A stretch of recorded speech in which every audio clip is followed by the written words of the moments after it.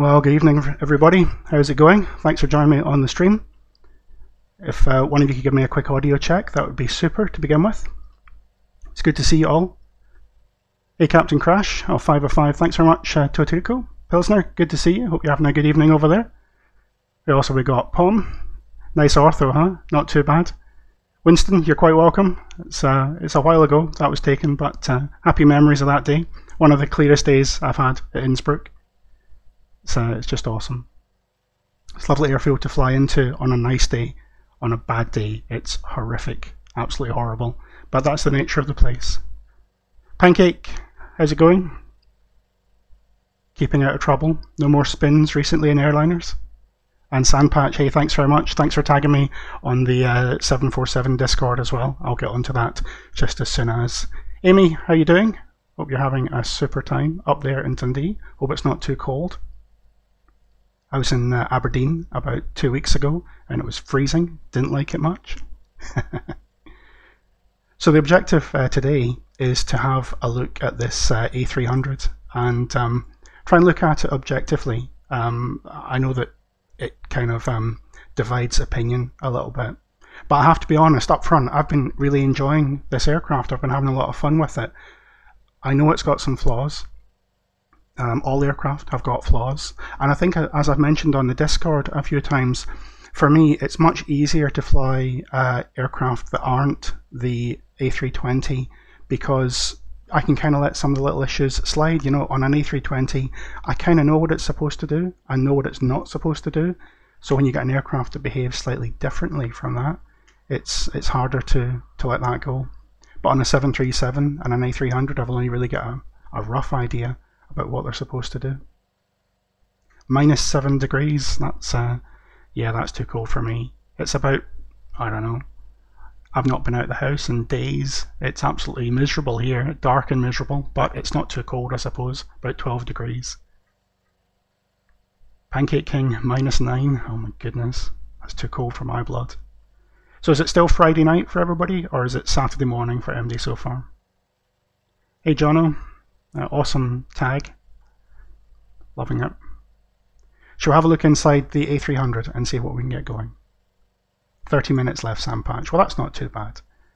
So here we are at Munich, or München, Echo Delta, Delta Mike. And I mean, the first thing is it's a really, really nice visual model. It's really nicely done.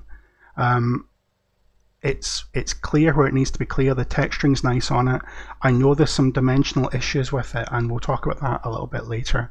But for me, it's a really nice looking aircraft model. If you look at it from a distance, it looks awesome. And even if you zoom in really close, if we can see the textures here, the labels, they're pretty clear as well. So let's jump inside and get it fired up. One of the other things that's good about the A300, and they've done this really well, is the documentation.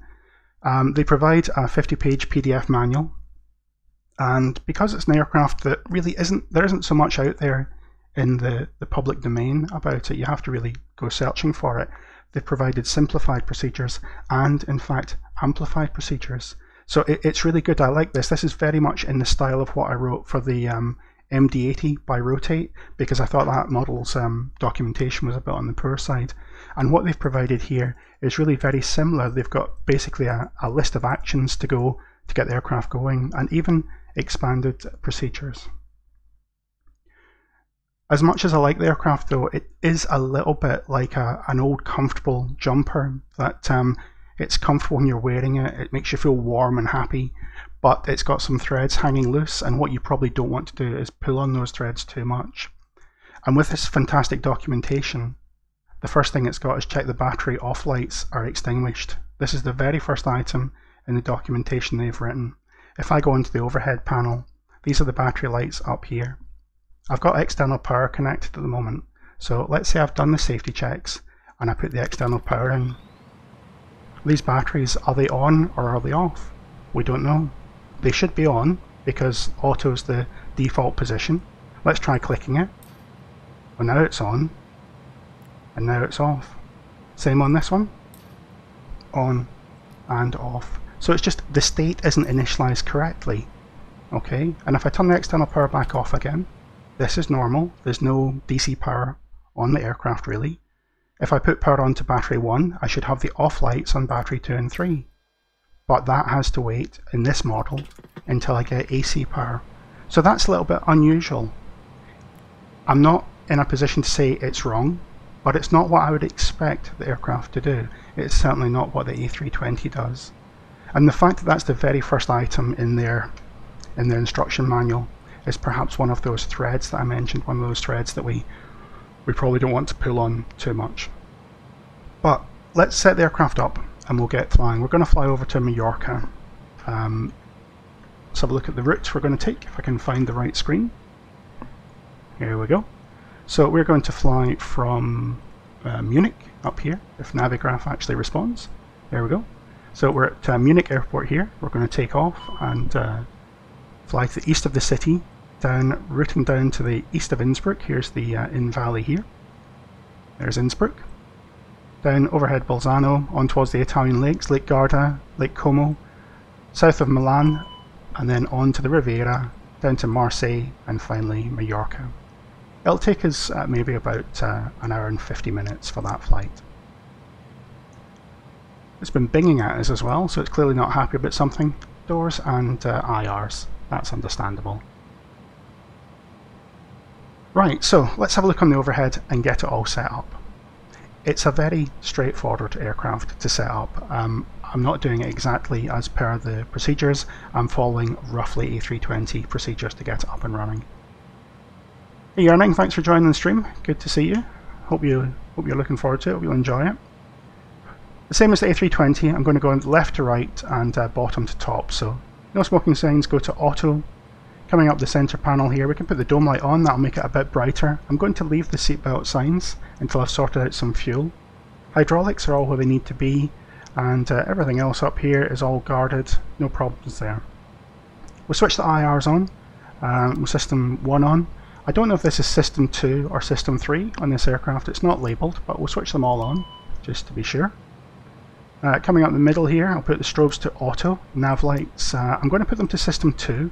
It's got a little issue at the moment that it'll only turn the logo light on if you're on system 2, not on system 1, but you know, no biggie. We'll leave these actuators for the time being. Galley shed, we don't want the galley shed, we want to get some tea or coffee. On the electrical panel here, I'm going to select emergency and ESS just so we can see what it's doing. As I said, we'll work on the basis the fireball checks have already been done. It's not really that sort of aeroplane. I'll leave the APU for the time being. I'll leave the fuel pumps off for the time being. On the center panel, nothing else to do. On the second last panel here, pressurization set to normal. I'm going to put the window heat on, and I'm going to put the probe heat on at the moment. Looking up the middle again here, there's nothing else to do other than lock the flight deck door. And on this side, emergency exit lights to arm. I don't need the compass light, I don't need the APU bleed at the moment. Compartment temps, and I want to set that to CRT so that all the temperatures feed into the display on the aircraft. So one of the quirks with this is until we get the pitch trim switched on or the engine started, we don't have any control of the MCP here. It's a bit odd, but we can live with that. On the center panel, we'll come back to the FMC in a second. Get rid of that. What else do we need to do down here? Really, there's nothing much. The transponder, I would set that up, ready to go. And the weather radar, it is selected to system off. I tell it I want to use the weather mode, and I'll tilt it up by about 5 degrees. And then pretty much we're into dealing with the FMC. Make sure to cycle the pack switches. Let's have a look. These pack switches here, off and on, off and on. Excellent. It does have really nice lighting as well, Pancake, that's a very good point. So we've got the overhead lighting here, the integral lighting down here, and if I switch the dome light off, you can see that a bit better before the sun comes fully up here in Germany. Yeah, it's pretty nice. Yeah, I started it with the engine set to off, Pilsner, and I've not had any major issues with it. I don't know if that's why I see some abnormality sometimes on engine start. Anyway, it's got a really fairly nice EFB here as well. There are some graphical oddities or some UI oddities that I can't click the button unless I'm right over the arrow here, not over the button itself, which is a bit weird, but you know, it's okay. I think it's only this one that suffers from it. If I go into the load manager, I'm going to fly, I don't know, 2 hours, that's about, I don't know what, 6.5 tons, 4.5 tons, let's just say it's about 11. So we need 11 tons of fuel for the trip, another 5 for the diversion, that's about 16, and the final reserves, and probably just round up to 17, that'll do. Load the fuel. It loads it straight away, we don't have to wait for 35 minutes like I believe we may have to do with a certain business jet that's coming out later this year hopefully. I'm going to load the passengers up to 238. And I'm going to put some bags in as well. So we've got 250 people. They've all got 20 kilograms of suitcases with them because they're going on holiday. So we're going to say, what's that, 5 tons? About 5 tons? I'll probably do it. The load manager is at quite a low density configuration, so it's okay to put a little bit more weight in the baggage hold. And that has us all ready to go here. Zero fuel weight is 113.7 and 17 tons on board, so that looks fairly reasonable. 20 minutes for fueling. Is there an instant? I'm sure there's an instant button. There's a do it instantly, isn't there? Nah, why would you want that? Right, let's have a look at the FMS. This is one of the fun parts of the model. It's got a weird kind of green matrixy texture going on there. This would be a cathode ray tube, I'm guessing, on this aircraft. It works fairly well. It's just a little bit on the old side, shall we say. I'm going to bring up the Avatab here as well because I've just stuck the route into the notes. And again, I should have really saved this as an explain FMS thing, but you know, we'll type it in manually, see if there's any issues. So we're going to go from let me start that again. I'm going to go from EDDM, and we're going to go to Lima Echo Papa Alpha. For me, when I'm using these buttons, I've got to make sure that my mouse isn't sliding at all. If the mouse is kind of doing a drag action, it seems to get a bit stuck. ACARS is down in Munich today. Yeah, I know, it's one of these things. You just get used to that, don't you? Route uplink via ACARS is the best thing in the world for this sort of thing. We're in a Condor aircraft. Can anybody remember what the Condor ICAO call sign is? I think it's CFG. Should we try CFG? Let me know if that's wrong. I don't think we can change it anyway. CFG 306, and we're going to go to flight level, I don't know, let's try 340. And time is money. Let's go cost index 30. Ludicrous speed option for refueling. That's what it's about, isn't it? CFG, awesome, thanks Captain Crash. Alternate for this trip would be Barcelona, Lima Echo Bravo Lima. We'll put that on there. And I've already clicked the align IRSs, so hopefully that'll come up in a second. Let's load the flight plan. So this is very similar to what I'm familiar with on the 320. A few buttons are different places. It's a bit slower to do certain things, but you know, it's okay. I'm going to load the departure. It's going to be runway 26 left and the Tulsi 6 Sierra. We'll have a look at how we're going to fly that in just a second. But there's Tulsi 6 Sierra, and insert, scroll to the end, and now we've got a whole load of airways to load. So unlike the 320, we can't load them in one go. We've got to pick the airway, and then the Mike 736 goes to Oscar Zulu Echo. This is sorted alphabetically here, and I think that's a bit, it's not how I'd expect it to be. I would expect it to be sorted in airway order, so you scroll north and south around the airway, but again, it's just what I would expect. It's not, I don't have any definite information on that. It just means that I've only got 2 waypoints to go, and I'm having to scroll quite a bit. As I said, no big deal. And if you use a SimBrief plan or something, I guess that's a lot more straightforward. So the Tango 897 to Ixugu, wonderful. 1 waypoint, that was worth it. Quebec 984 to VAM2. I should really be checking the intermediate waypoints, and I'm doing this as well, but no consequences for getting it wrong really. Next one is the upper mic 984, upper mic 984 to colon. And then, where are we? Upper Zulu 854. If there was a lot of waypoints to load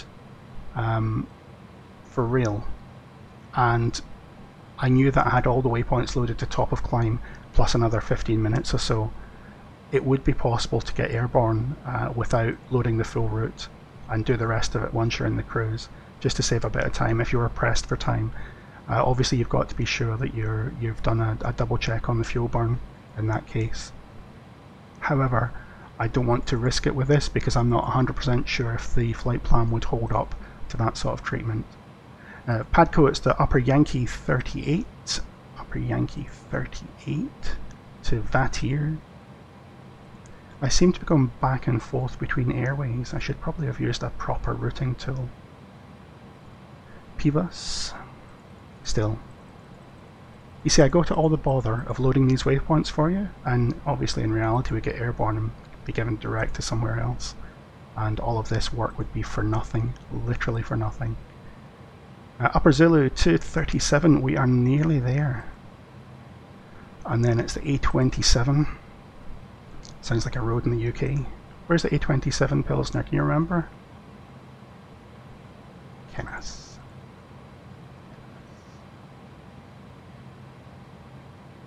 Right, and we're going to do the arrival. It's the Kenak 2 kilo via the CDP to 24 left. Let's load that up.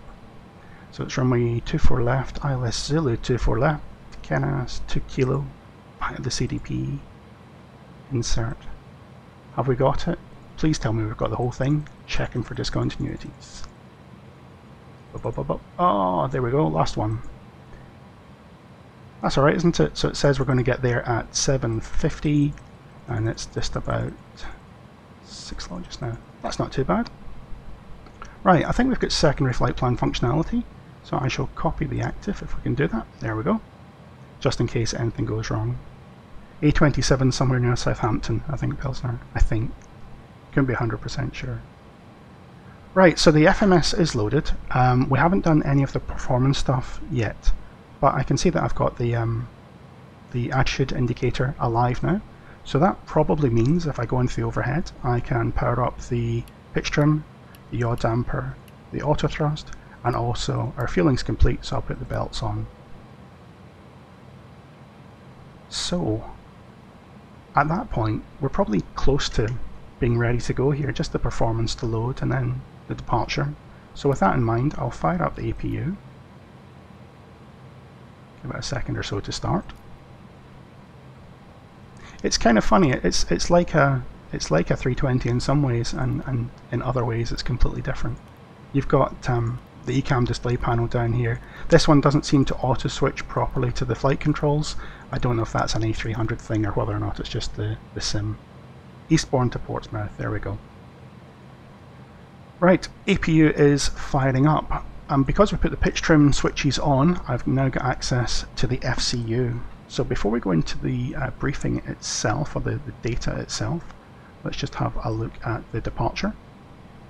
So we're going to fly this Tulsi 6 Sierra off 26 left. It's a close-in turn ahead to 1.5 DMS or 1900 or above left turn at a maximum of 210 knots and then accelerating to 250. So do we have that? We've got below 210 knots, below 210, and then below 250. So that should work out. It looks like a reasonable speed profile on there. If I bring up the plan mode here, just momentarily, constraints. You know what, let me pop out so we're not panning the screen around so much. We've got the M049 ahead, 210 knots, 250 knots. Perfect. And that should take us out towards the end of Tulsi. On here, there's another note that says, somewhere, oh, I hate jet charts. They're so cluttered compared to what I'm used to. Initial climb clearance is flight level 70, so I can put that on just now. Flight level 70, it's set to 1013 at the moment. We can set standard as we get airborne. So we've got a speed restriction to worry about. Other than that, it's a fairly straightforward departure. I should probably put while we're here, let me put DMS on the VORs, and that way I should get a DME indication as well for that final turn. So APU is running. With the APU running, we'll put the APU bleed on. That should give us pack flow. There we go. One crossfeeds open, second pack. Perfect. With the APU running, I'll dump the external power. We'll start the pumps up. I'll put all the pumps on. I don't really know about the low pressure valves here. I would expect the LP valves for the APU to be off when the APU is shut down, when it finally shuts down. And likewise, I'd expect them to be off on the when the master is selected off. But you know, it could be an A300 difference. Don't know.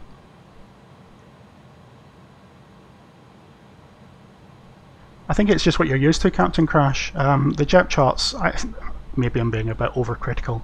The airborne stuff is fine. It's the taxi charts I find a little bit, you know, old world. On an iPad chart, you should be able to zoom in and have vector data, but they just provide different raster charts that you zoom in and don't get any extra information. It's a bit weird. Anyway, let's load the data and get out of here, shall we? So, nav accuracy upgraded. That's a good thing. I'm going to go onto the initb page.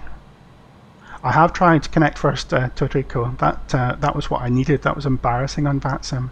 Sat there for 10 minutes waiting for the tug to connect, disconnect, and then go and do something else. I should know better than that. So zero fuel weight is 17.2 for the, not zero fuel weight, sorry, that's 320. The fuel on board is 17.2, it goes into the block figure here. My zero fuel weight is 113.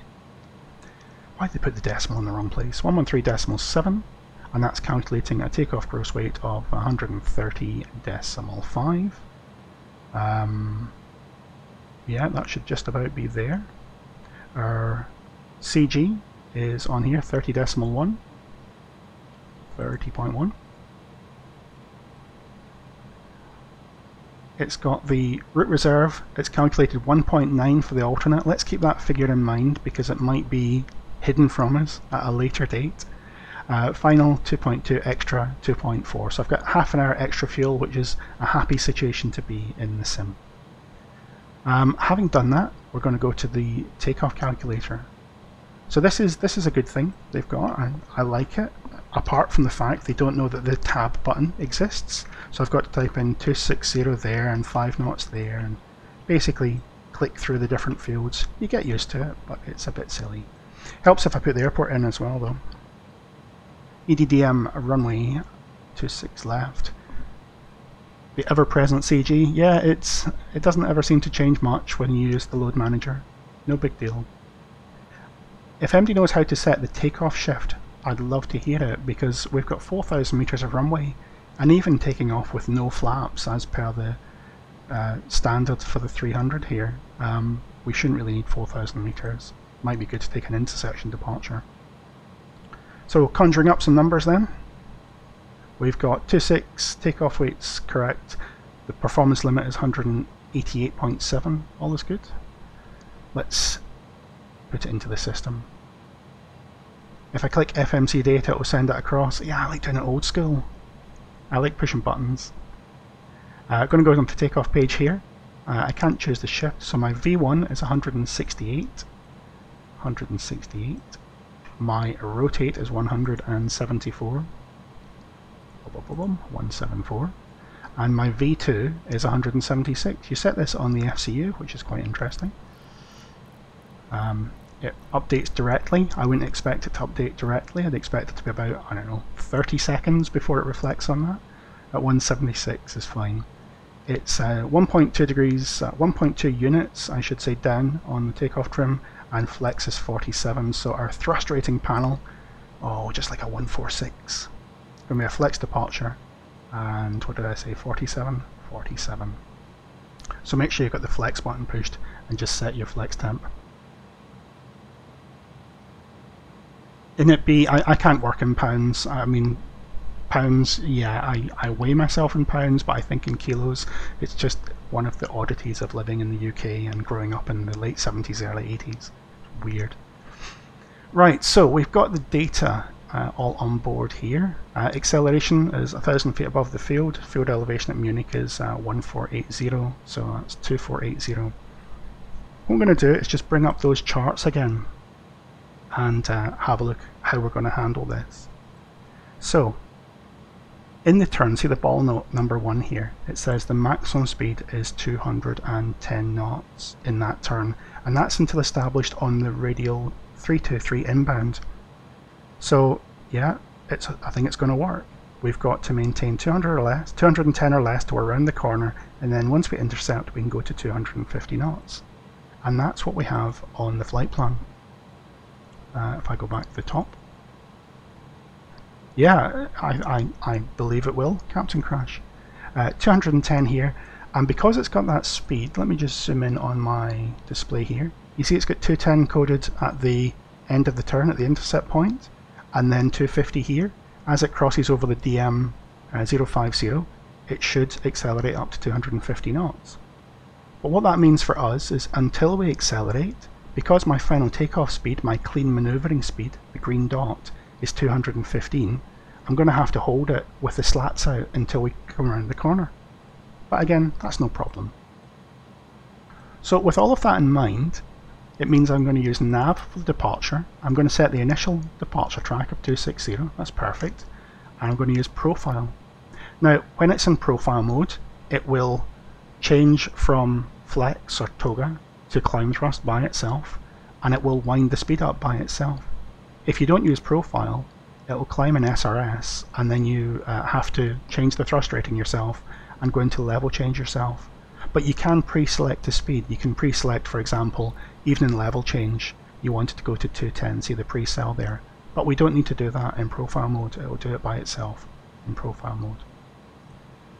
So I'm probably missing something. Let's just double check and see what I haven't done, because, you know, there's always something. I should probably close the doors, that would be a good start. Can't go anywhere with the doors open. Ground ops, ground services. I did actually switch the external off, yes I did. Right. Let's have air stairs. Yeah, we can close the doors. External power, chocks out.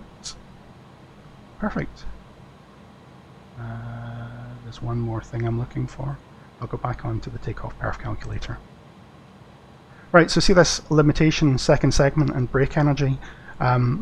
It's basically just telling you what it's used to calculate the figures. I don't know how smart it is or not, to be quite honest. I haven't done extensive testing of this because it doesn't give me the ability to change the shift.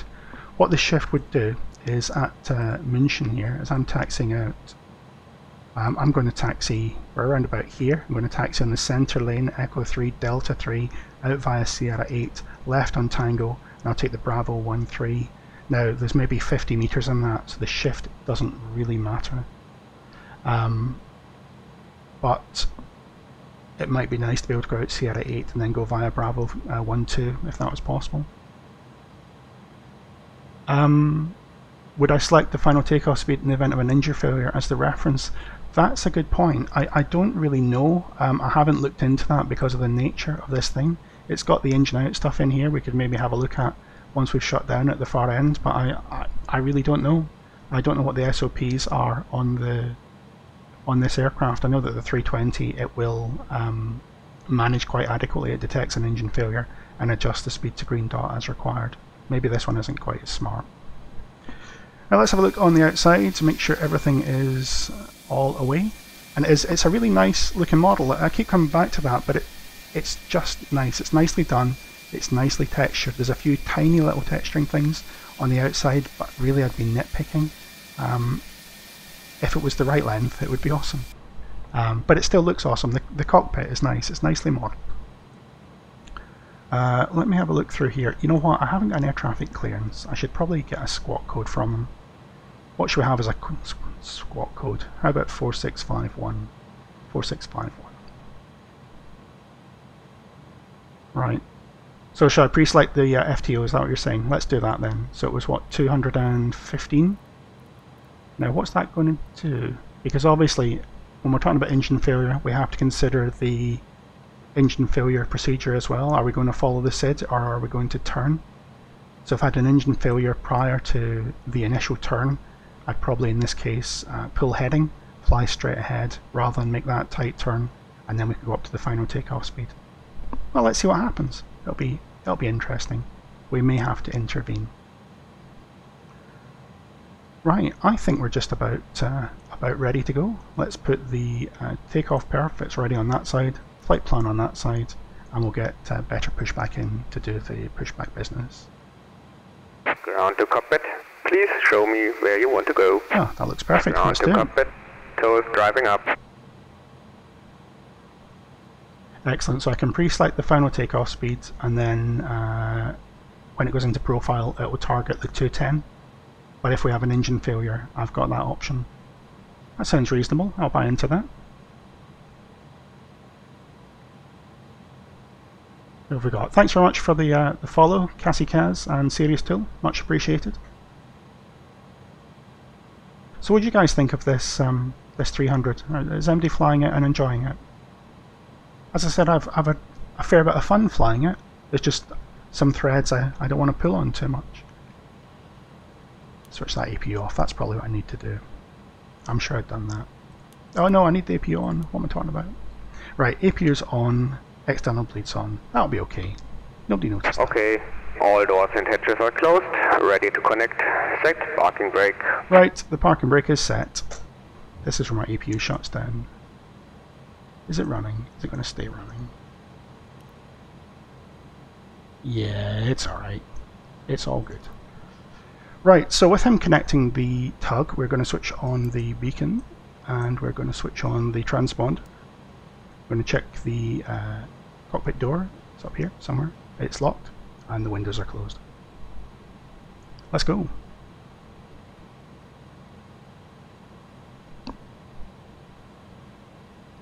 Ba, ba, ba, ba, ba. Nice.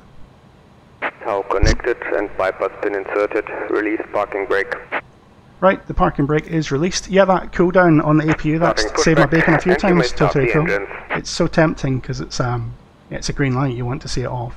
Especially when you're looking for the ground power connection, make sure the ground power is gone. But they put the ground power all the way up here, which is weird. It needs some tidying up, the overhead panel. I think they've had systems from the older 300s. They've just had to wedge in there. Right, we're clear to start the engines, I think he said. So, let's have a think about how to do this. We're going to check the airflow first of all. So I'm going to switch, watch the pack flow valves as I do this. I'm going to switch the ignition start switch to start A. The start valve's arm and the pack flow closes off. Now the pressure from the APU bleed is a bit on the, well, pathetic side. I'd expect a lot more than that, but it's probably going to work. So start number 2 first. Start valve opens, and you can see N2 spinning up. Now, with the core rotating, I would expect to see a little bit of oil pressure. Not a lot of oil pressure, but a little bit of oil pressure. Yeah, it's probably a BE 146 APU they've got in the tail. That would explain the hairdryer. 20% on N2 and still no oil pressure. 21.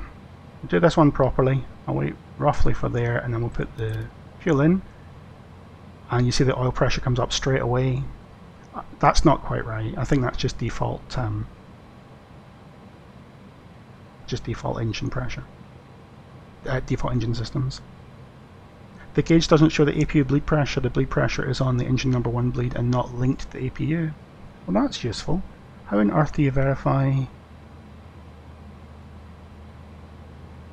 How would you verify that your APU is performing? Is it on the APU page then?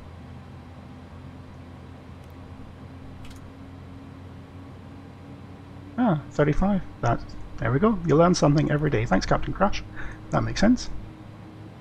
Right, so that start valve has gone back to arm. We'll do the number 1. So, open. Look at core rotation. So this is one thing that is a bit weird, I think. Don't know. There's 10%. I'm going to put the fuel in and keep an eye on it. Keep an eye on the EGT and the Operation complete. Please set parking brake. Parking brake set. Disconnecting tow, stand by. So it's got the fuel valve selected on, and there's no fuel flow, there's no EGT. So it's behaving like a FADEC start. It's waiting till it gets to the target N2. Once it gets to target N2 of about 22%, you'll see the EGT rise. There she goes.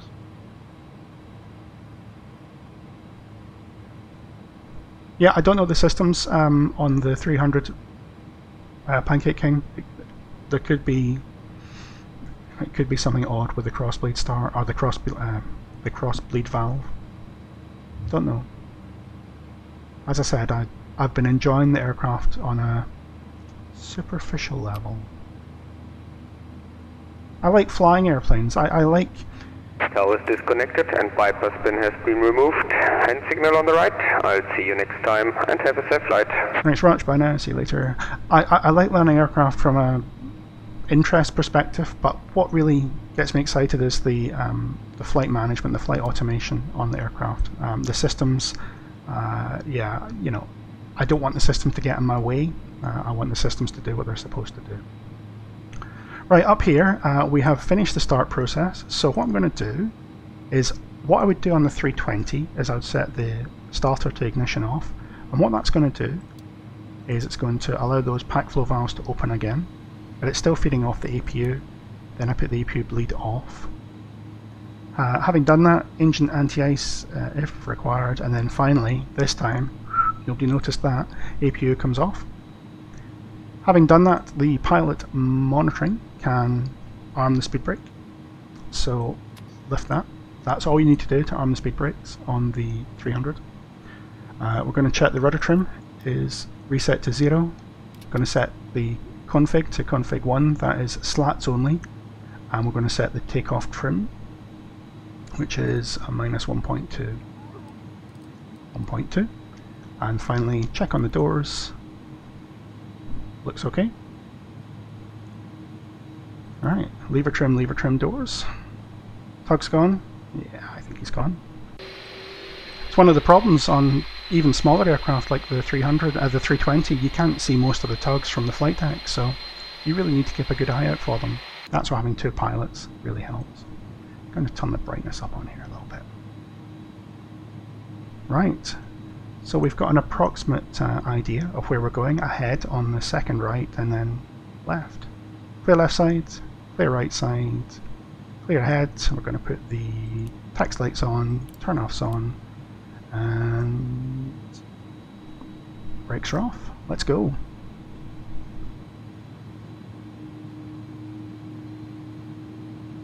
Yeah, it does sound good. It's the artists that have done the aircraft have done a really good job, and you can't take that away from them. For their first large aircraft project and their first X-plane project, as I understand it, it's a really high standard. And what's frustrating is there's clearly a lot of capability in the team. They just need a little bit more guidance on the aerodynamics. We'll have a look at that as we climb out, because that's the bit that really I find the most frustrating. The system stuff, yeah, once we're moving it's less of an issue, but the aerodynamics kind of annoy me a little bit, and the S-turns that it does, they kind of annoy me a little bit, but I believe the S-turns are fixed in the next version.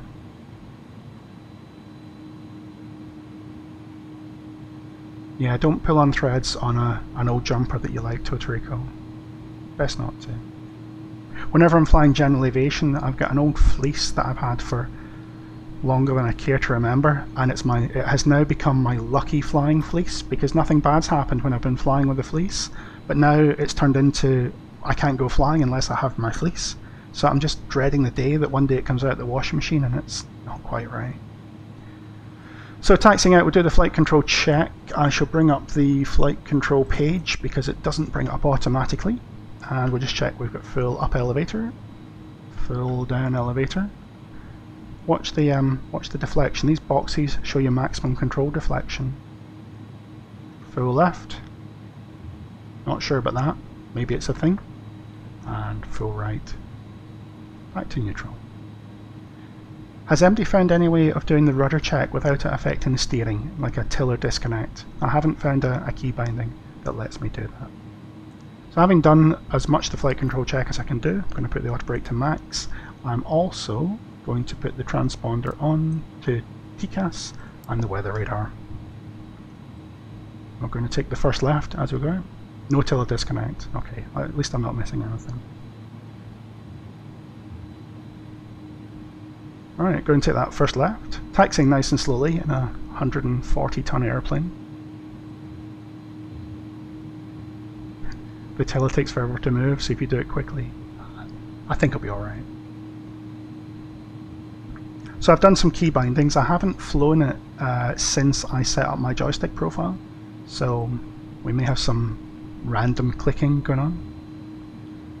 The way that the thrust levers are isolated from the joystick hardware is less than optimal as well, and I think that just reflects the fact that they are, I'm fairly sure they're first time X-Plane developers. They haven't perhaps seen how other models behave, but as soon as I put the auto thrust in, I lose all control over my joystick throttle, which is not ideal for this sort of airplane.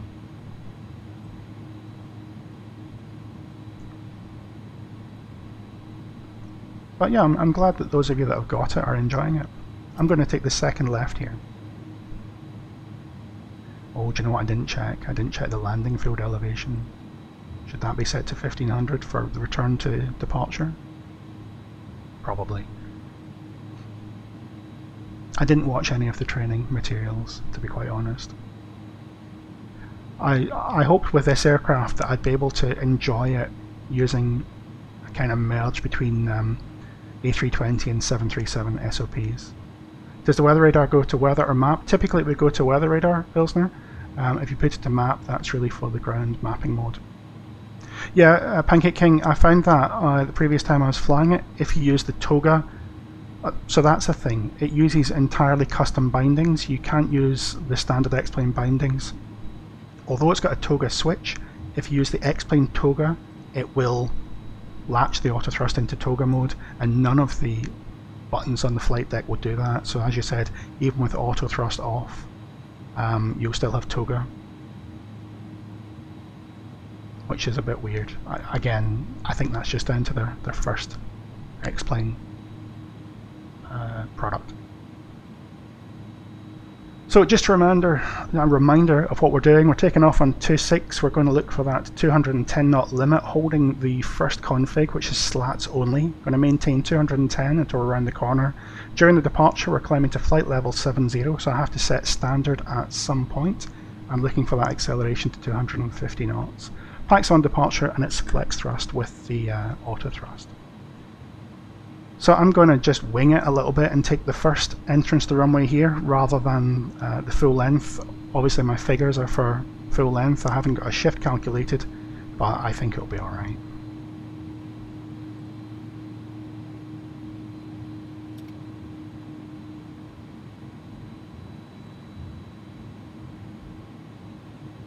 So check we're clear on the approach. I shall put the strobe lights on, takeoff light, landing lights are on, and I'm going to put the ignition to continuous. I think you only really need to do this if it's raining, but 320 does it all the time, so you know, all that's going to happen is you're shorting the life off the igniters. Lights are on. We could maybe give a bing for Karen down the back, and we're good to go.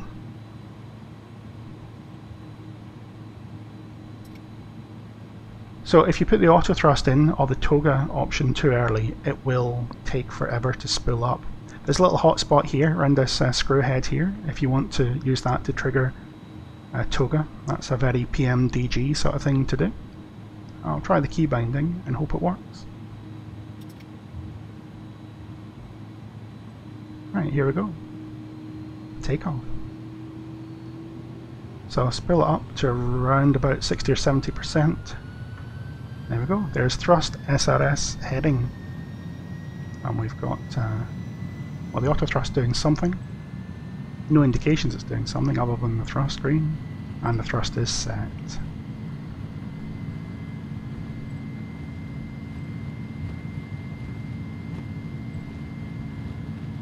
100 knots.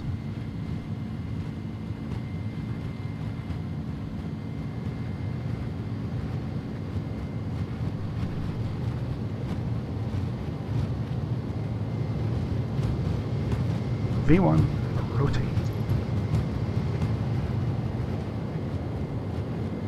Pause to climb. Gears coming up. Why is it bouncing like that? I think that's just the runway at Munich. Right, so I can trim in this aircraft. There we go. Nicely trimmed. Let's put the autopilot in and see what happens. So I've got command 1. Let's see what happens with the speed. So it's gone to profile thrust, it's come back to climb thrust here, and yeah, it's targeting 210, so keeping config 1. All looking good. It's done a reasonable job there, huh?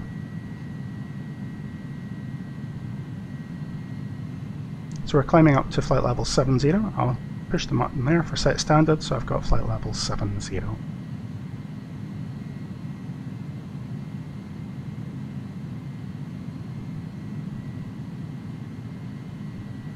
It does a reasonable job. At lower levels, I think it's fairly nice to fly. It's in the cruise that it starts to get very exciting. Hopefully we'll be in contact with the departure. They'll clear us up to flight level, let's say, 180, why not?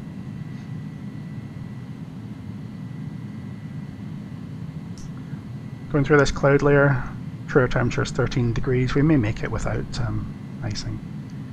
Notice now it's targeting 250 knots, having sequenced that waypoint. So above S speed, and climbing. Take flaps to 0. I don't know what they'd say, is it maybe a config call? Slats and flaps are a bit confusing. Anyway, flaps are 0. I need to disarm the spoilers, which is kind of difficult if you do it with the mouse, because there's no gap between them. But spoilers are disarmed. Landing gear is up and off, and we can have continuous ignition off. Climbing away quite happily.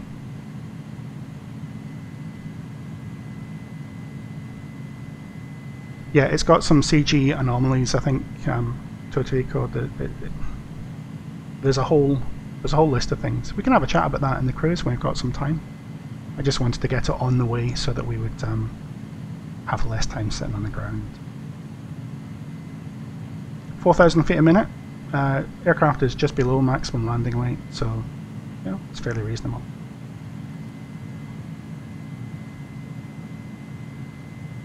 And I'll clear out that DMS now as well, we don't need that. Can I clear it? Yes I can.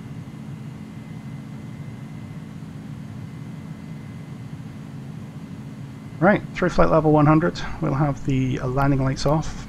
Oh, you know what I didn't do? I didn't switch the lights off on the nose and the turn-offs as well. Nasty me. That's done.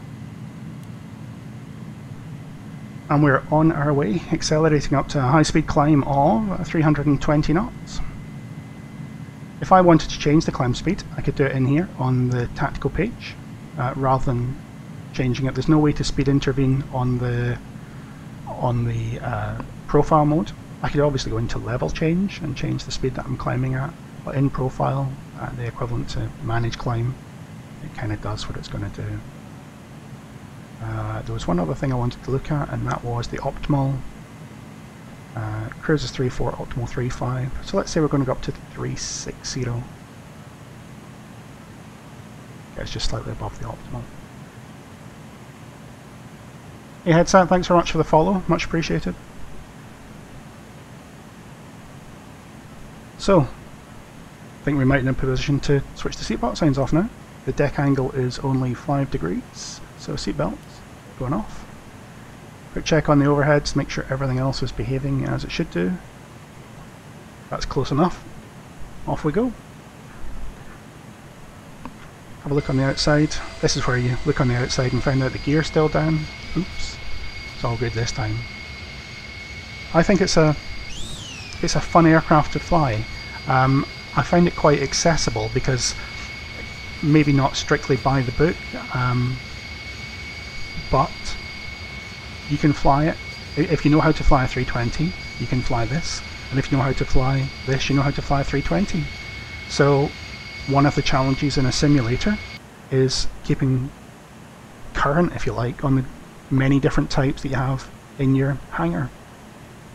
I can just about manage the 737 and the A320, but if I start flying things like the MD-80, I forget how to fly the 737. So that kind of you know, I end up spending maybe a month or two on one model and then I'll move on to something else. But this is fairly accessible. So 1,000 feet to go. We'll let it do an intermediate level off at flight level 180 just to see how it manages the next part. Fly the Tu-154 on the Russian panel. I'll think about it. As long as we can use the GPS. Thing's a monster otherwise. That AN-24 is pretty hilarious. So there we go, it's in profile alt, but it has captured flight level 180. You can see it's still in the climb thrust rating, but it's bringing the thrust back, so it levels off quite nicely. Let's get up to the cruising altitude, 36. So if I just wind that in, profile alt, I think I've got to pull this now. Yes, so profile climb, thrust climb. And wind the thrust back up to the rating, and off we go. No KLN or GVNS 430. So you want me to use the autonomous navigator in Russian on a live stream. I'm guessing on that sim as well, just to add to the drama. And I'm only allowed to speak Russian. Yeah, I took the NVU across the Atlantic. It got just about from Ireland to Canada with the fuel load that I had. It's good fun. Where the Tu-154 is pretty good is that it sequences them automatically, so you can stay one step ahead. The AN-24, I found that a little bit harder on the autonomous navigator. So just approaching flight level 200, I'm going to wind the weather radar down a little bit so it's looking where I'm flying. But what we're going to do in this part of the flight is we're going to take a look at the thrust rating, the thrust output of the engines, the pitch attitude and the rate of climb. Okay. I'm also going to bring up on this page the fuel system. I can get the mouse over there. There we go. Fuel system. So if I just move my view around so that we can see everything that matters for the time being. So 22,000 feet. We're doing 2,500 feet a minute, and it's just started to put fuel into the trim tank.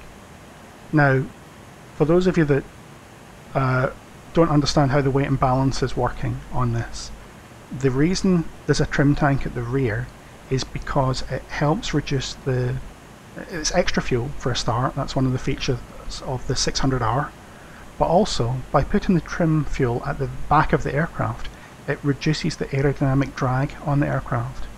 So any aircraft with an aft CG will burn less fuel than an aircraft with a forward CG. That's because you move the CG aft and your tailplane has to provide less download, and any download the tailplane's producing is also drag. So by moving the CG aft in flight, you can minimise that fuel burn. And Captain Crash has encountered issues where the CG goes aft of the main gear, and we'll talk about that as we get into the cruise, because that's where this model has had some little issues, shall we say. But for the moment, keep an eye on the altimeter, the rate of climb, the thrust limit here, and the N1 of the engines here. Pilot edge as well. POM. Yeah, that would... I don't know. I don't even know how that would work. I could probably... How about I fly the Tu-154 from San Diego to John Wayne BFR? I could do that. That'd be fun. Watch out for...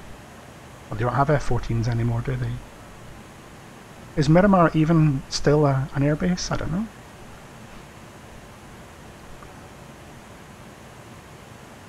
Yeah, it is awesome. Open skies, that's how it went Sandpatch. That's the AN-24's job, isn't it? So 25,000 feet, we are now doing 1,000 feet a minute. Look at my ground speed, it's 460 miles an hour. 460 knots, sorry. It's not a PT-19, this one's in knots. 25,000 feet, pitch attitude is roughly 0. 460 true, 320 indicated, and rated thrust. So rate of climb or gradient of climb is simply a function of excess thrust. Thrust minus drag, and you've got climb performance. Okay.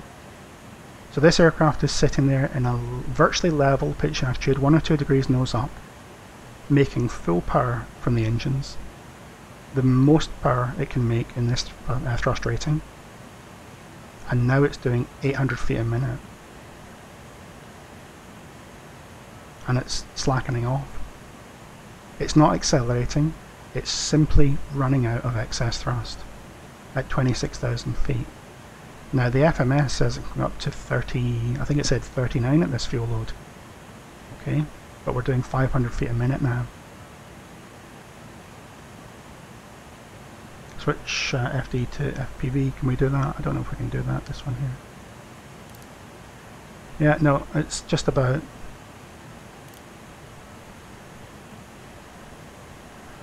Well, you say that, Totorico, but it's about to find its afterburners.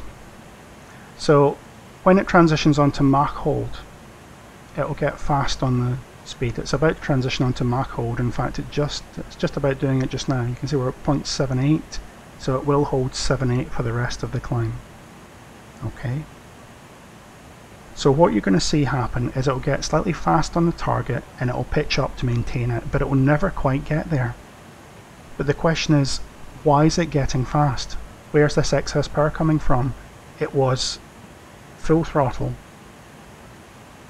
level pitch, 320 knots, and it was doing 500 feet a minute. It's not getting any more power. It's not slowing down, really. It's not going any faster.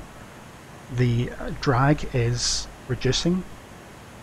The trim tank could be having an effect, so that's reducing the aerodynamic drag for sure. Yeah, it's not getting fast at all. It's simply moving the commanded target. It's moved over to Mach target. And this is the bit that I don't understand. I've tried it in level change. It still does it in level change. It's not necessarily a profile thing. Let's see if it makes a liar of me this time. It'll probably do it when it's finished turning.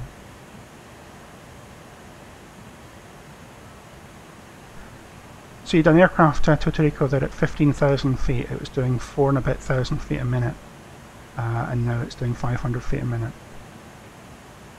It's not unbelievable. I mean, a heavy aircraft, I would expect it to slow down. I mean, goodness, a heavy 321, this is about the climb performance you would get. But we'll just sit and watch it.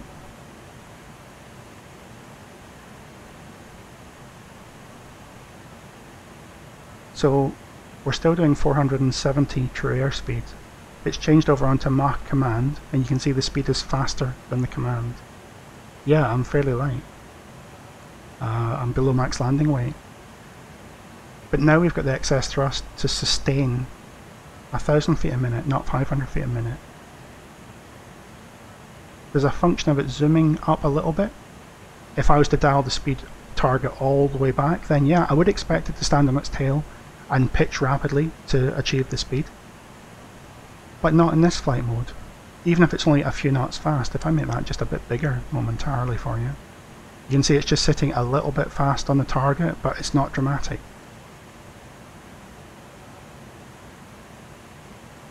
(1500 feet per minute). We're still at rated thrust. And this is the bit that annoys me, because this is I can't be specific about it, but it feels like there's an aerodynamic fudge in here.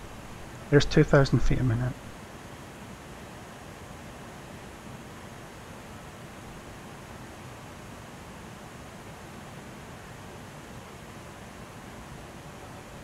I think it's using the default engines sand patch. I think the thrust output on the default engines is fairly okay, but I think the N1 indications are maybe a bit screwy.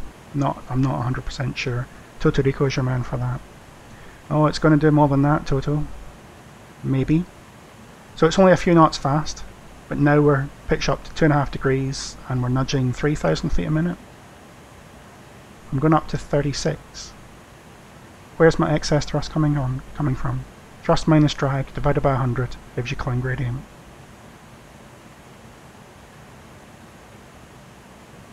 So we've either had afterburners fitted or the drag has completely disappeared. The trim tank is full, or it's moved a ton to the trim. That will reduce the drag for sure. at 3,000 feet a minute. Not 100%.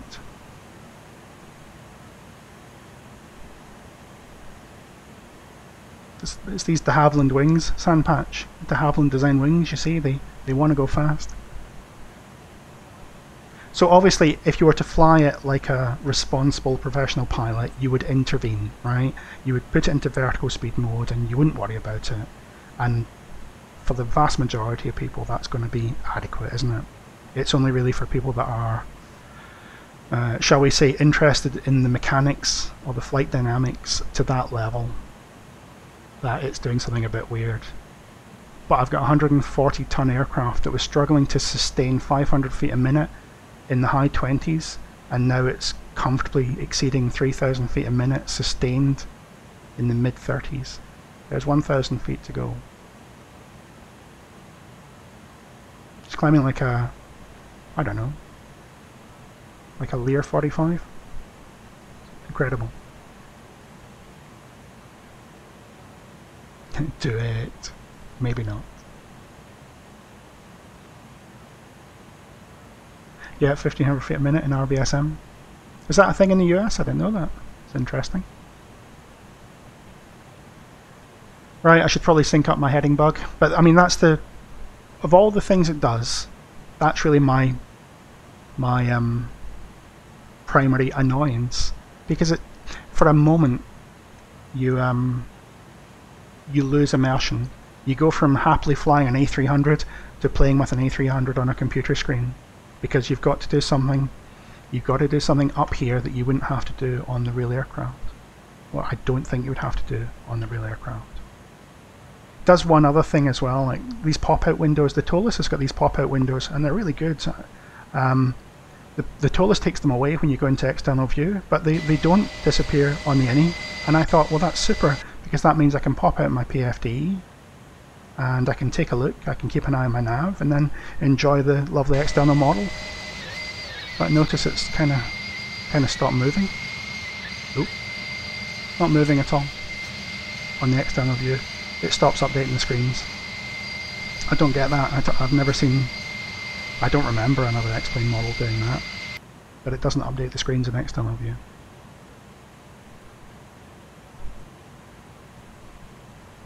What's the reason for that then, Toto? Go ahead.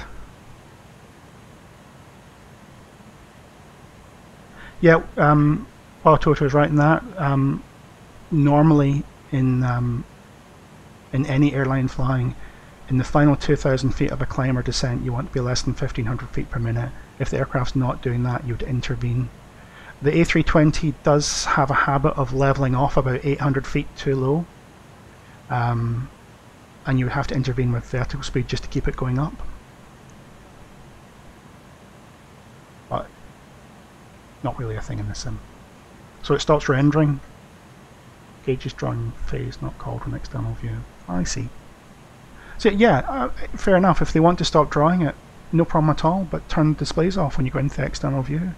Don't let me think that I've got something, because I was trying to get a screenshot of it doing the weird turning behaviour. So I brought these displays up and went into the outside view to have a look at the contrails, and it didn't update the picture. Just turn them off. Easy peasy. So where are we anyway? Let's have a look outside.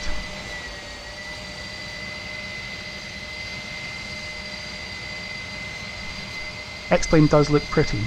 I know that I've been flying X-Plane for about 5 years now, but it still looks awesome, I think. This is just the default terrain, there's no ortho below us here.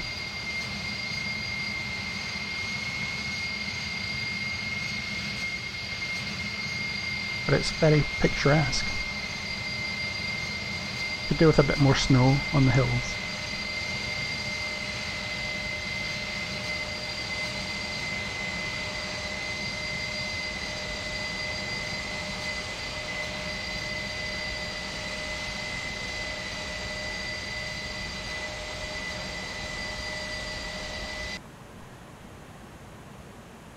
So apart from that little issue with the rate of climb, I like the aircraft. I'm comfortable with the aircraft. I enjoy flying it. It feels like what I think an A300 would fly like.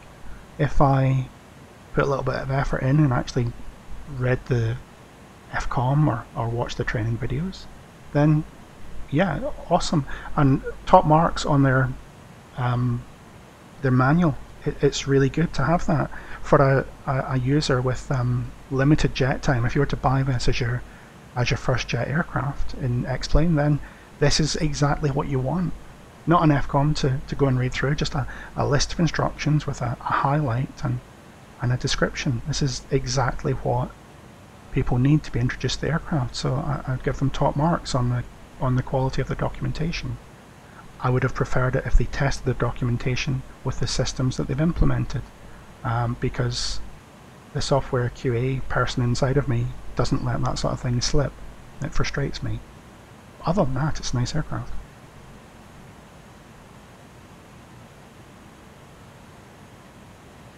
Yeah, it's great, Pom. I think they could have gone into a bit more depth on the systems that they have implemented. If they'd put a systems, it doesn't need to be a fully detailed FCOM description section, but if they put some information in the manual about the systems they've got, simply to set expectations so you know what you've got and you know what you don't have, and then make those manuals available to download before you buy the product, so that potential consumers know what they're getting themselves into. Fuel system works. The fuel system's doing its job. I wish I could fill up the trim tank on the ground. I don't seem to be able to do that. And it's still got the APU, low pressure valve, open, which seems a bit odd. On those other threads as well, this is your transformer rectifier for the essentials here, and this is your frequency on the ACs. Not under load, it's the emergency gen, but dancing back and forth regardless. I don't know why it's doing that. I don't want to look at it in any more detail than that. It does whatever it does on the overhead, it does on the CRT as well. And there's even other little oddities on the 300, and I believe this is true to life. If I go into conditioning, looking up here. So at the moment I've got my gauge indicator set to CRT. If I want to look at the bulk cargo hold on the gauge here, click it over to bulk, and it shows me that on here, but it puts these X's on there as if it's only got one set of sensors. It can feed here or it can feed the CRT, but it can't do both. Similarly, if I go to aft cabin, I get the same thing. So I was thinking, wow, that's really cool. I like the fact they've done that, right? I like the fact they've done that. Now I'm on the bulk hold position. I've got the inline green, and that's X'd out, and I thought, great. Keep an eye on this one here. This is just a display selector. I go from bulk to CRT, and this goes off. And that's another little thread pulled. I was enjoying something, I wanted to know more about it, and I clicked the button and it broke the immersion for me. Or it did something I wasn't expecting. My kind of golden rule of thumb is, if the developer provides me with a manual, and I read the manual and I operate the aircraft in line with that manual, and it behaves roughly as I expect, then there's no threads to pull on. It's only when the aircraft starts to do something unusual. If the battery lights had come on when they were supposed to come on, I wouldn't have gone looking around at the electrical system.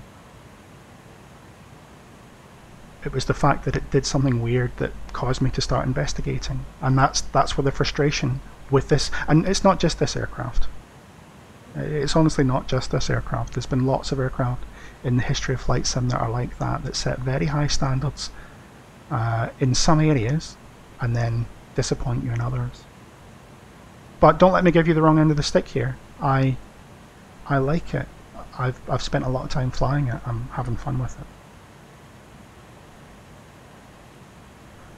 Where are we? Voghera. Shall we do some VOR tracking just to see how that works? Pom, I think you were having some interesting VOR experiences with this aircraft. Oh, I want to check one thing first of all. Let's see if X-Plane's done this. Yep. There is an aircraft carrier on Lake Garda. Whoever got the aircraft carrier and the frigate onto Lake Garda Good job. That's awesome. Do we need to phone the Avengers? Is there something we should do about these airborne carriers? How do you turn these carriers off in X-Plane? It's always there. It's always stalking me. It's like, you can land your Islander in this carrier. Come and find me. Right, VOR navigation. Let's do it this way. I'm going to bring up the FMS and I'm going to put in Voghera. I'm just going to key it in Voghera. So it goes from automatic to remote. So VOG is tuned. If I go to VOR on here, is it going to do it? You can do it. Close mode. Oh, there we go. And it does other nifty things here as well, like my course indicator that's pointing north at the moment. I can cycle between 180 degrees by pushing the button. I mean, that's pretty cool. What I'm going to do is centralize it. So it should be around about 221 or something to Voghera. There we go. Yeah, that'll do. And this lovely Airbus has got a Vorlock mode. So I'm just going to pop it into Alt Hold. And then I'm going to Vorlock. And now we've got Alt and Warstar. So it's capturing the VOR inbound to Voghera. So it's nice to have the VOR capability. It's useful. It means that if you're doing a VOR approach, you can couple up to it as opposed to having to eyeball it.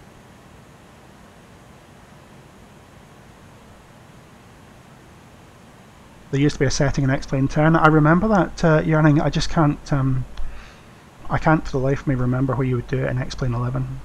I'm being slightly facetious. I mean, there is an aircraft carrier actually down there on Lake Garda somewhere, but you know, moderately amusing. Yeah, the X-Plane, the A320. When I converted onto the A320, the instructors took great pleasure in telling us that you couldn't track VORs, and I'm like, I don't care. Does it have a magic button? Yeah, let's do that. Go to the ARC mode and double check the deviation indicator. Okie dokie, ARC mode. Is it going to kill me? Let me plunk it into, where's the what? Heading. I just want pure heading. Right, let's go. Yeah, it seems to do what I would expect it to do. We'll tell you what, let's try the test. So I'll put it back into VOR mode. It's captured VOR, and then I'm going to ask it to offset 10 degrees. So if I go this way, yeah, 210. Let's go back to 210. So it was in VOR mode, and it's now turning around, turning to offset and capture the other radial. So it, you know, is tracking VORs. I'm not 100% sure if you set the VOR CDI off scale, whether or not it would actually try and intercept in VOR, but you know, it probably should do.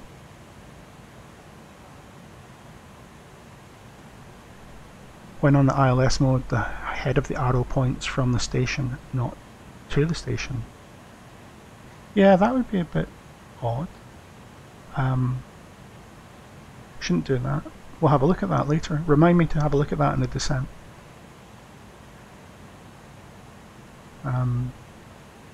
Yeah.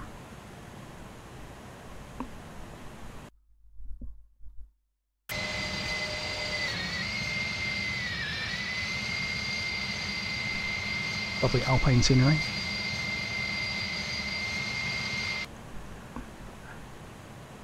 Yeah, I'm giving them the benefit of the doubt, Sandpatch. They seem to be trying to fix things that are wrong with it. It's almost, I've got to be careful what I say here because I don't want to be rude about them. Let me think about what I'm trying to say. They have to go through an acceptance process first of all, it seems, before they fix something. And there's a denial process, and then there's acceptance. It's like the phases of grief, almost. You tell them there's something wrong with it, and the first reaction is the model's fine, or it's not part of the scope of the project. And then after a minute or two, they'll come around and they'll fix it. And if they could just get rid of that intermediate phase, then there would be no drama about this. You know, we are experienced flight sim users, and this is a fantastic, complicated add-on. I expect it to have issues, All I want is a developer that will respond in the manner that I expect. A developer that will say, you know what, we weren't 100% sure about that, so we took a guess on it. Maybe that's not right. That's fine. If they're upfront and say, we didn't have the data, benefit, we used our experience and came up with this idea, then yeah, there's no problem about that. But the flat out denials are a bit hard to take sometimes. There we go, it's turned on track towards Voghera again. I can probably bring the map up, it'll stay in VOR. So it's tracking comfortably towards Voghera. The VOR, the head of that needle is ahead, 40 miles. Let's see if we can do something else. So if I go back to, I'll go back into heading momentarily. Actually, I can just do nav. It will turn on nav. So despite the fact I'm displaying the VOR, and I'm going to put that back to 220. And then I can do Vorlock. So the VOR is off scale now, and we got VOR in blue. So it's going to do nav to VOR, which is pretty cool as well. Thanks, Captain Crash. That would be the one that I would have forgotten. There we go, sea level airfield. I'm spoiled by the magic bus.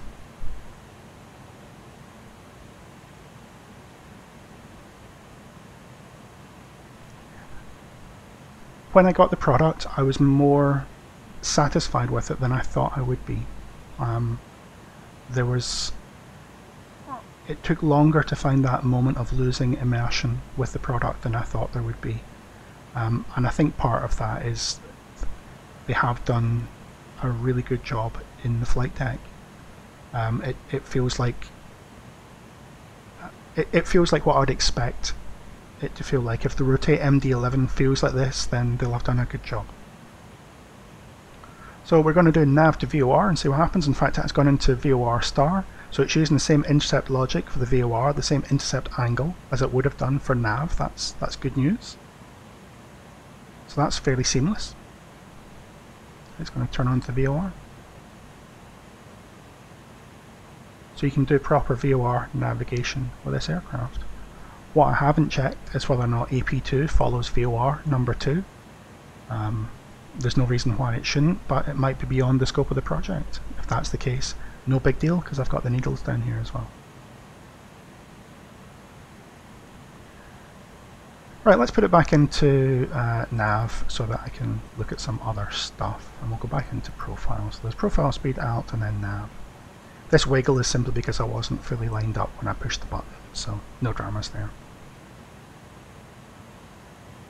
Yeah, it does feel like an older aircraft, Captain Crash. That's exactly right.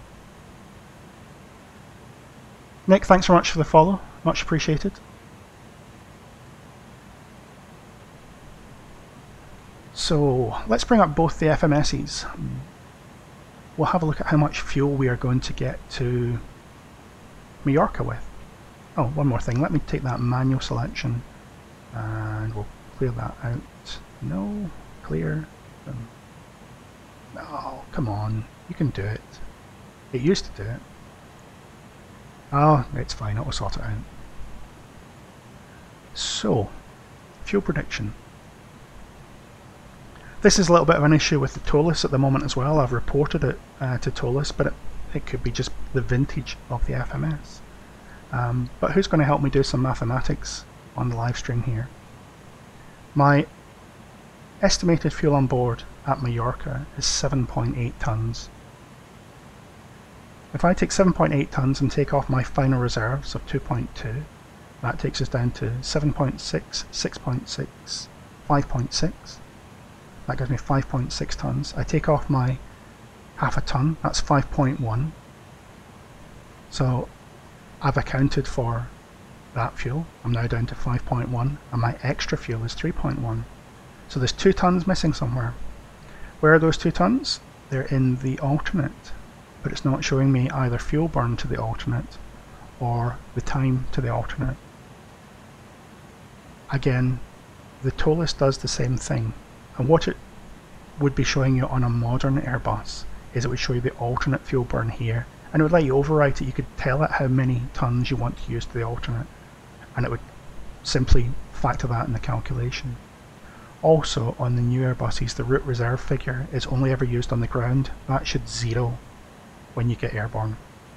It's not a value you need when you're airborne. Okay, let's go a bit faster because I don't want to waste all of your evening. If I go into the tactical mode and I change my cruise speed, what we're doing at the moment, 7.8. Let's see if the old girl will get up to 0.81. Keep an eye on my EFLB figure here, and I'm going to bring my fuel flow. It's quite efficient, this, isn't it? It's burning 4 tons an hour. 0.81. Boom.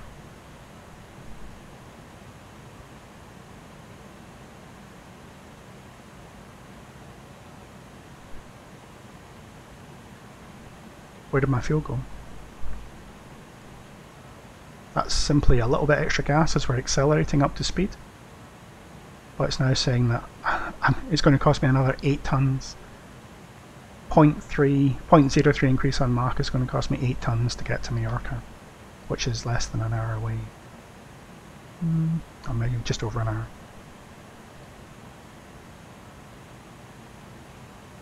I don't believe it. But we could do it the old-fashioned way. We can say, well, look, my fuel flow here is, let's say we're burning about 4.5 tons an hour. We've got an hour and a bit to go, so let's say we're going to burn 5 tons. My fuel in the tanks is 12.8. Take off 5 tons from that, 7.8. Hey Alice, thanks very much for joining us. 1 AM. Oh, that's a bit on the late side. It's just approaching midnight here. Don't stay up too late. This will be on video on demand as well.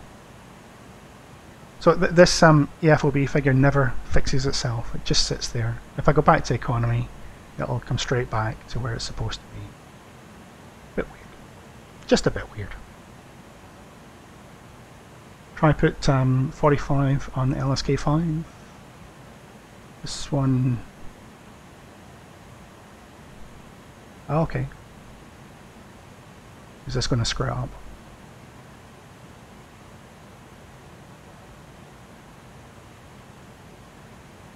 At least it's changing the extra time, huh? That's pretty useful.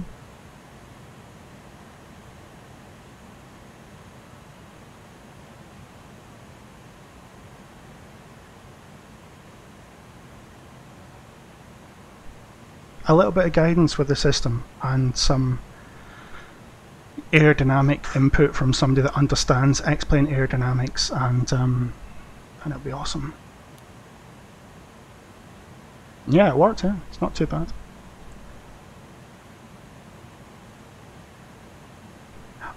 I kind of, as I said before, I kind of want to give them the benefit of the doubt. I think they've come from a FSX background and or a Microsoft Flight Sim background, and it's much more commonplace in that sim to not trust the aerodynamic model, and when you get the performance in the right ballpark, you just go in and fiddle with the scalar values until you get something that you're expecting it to have. And it's almost like they've done the same thing with PlaneMaker to try and make this thing work. And the dimensional issues that Captain Crash identified with it, I understand Captain Crash is looking for a full, accurate weight and balance on the aircraft. From my recreational perspective, if they just lined up the main gear on the visual model and the main gear on the PlaneMaker model without screwing with any of the other dimensions, then the visual effects would have worked and it wouldn't have sat on its tail. I can't see why it would have been any more difficult than that, but it's just been one thing after the other, you know, lining it up on the nose and then moving the PlaneMaker gear too far forward for the final centre of gravity, so the centre of gravity goes forward. I don't understand how that set of decisions got made other than by not understanding that you can kind of trust the X-plane flight model a little bit more. It's a bit weird. Oh, thanks Yearning. So change the carrier 3D model to a blank transparent model. That way it will show up in the map, but it won't actually be visible. Could I put a sailboat model in and do catapult launches off a sailboat? That would be pretty awesome. Yeah, using something published. That's, yeah, something that stands up to a bit more scrutiny. Captain Crash.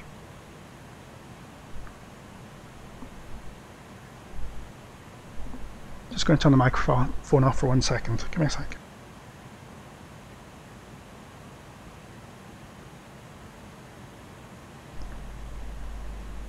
Excellent. So shall we have a look at the arrival into Majorca? Oh, we're just I should probably have turned off these clouds. Let me see if I can I cheat for a second so you can see some scenery. If I do that, we've got Genoa down here. There's Genoa in here, routing along the coast towards Nice. So if I come around the other side, we'll have Torino up here, Turin up here. Site of my very first X-Plane IXCG video was Turin, beautiful airfield. Milan's behind us and Nice is ahead of us. Turin's a fun approach to fly.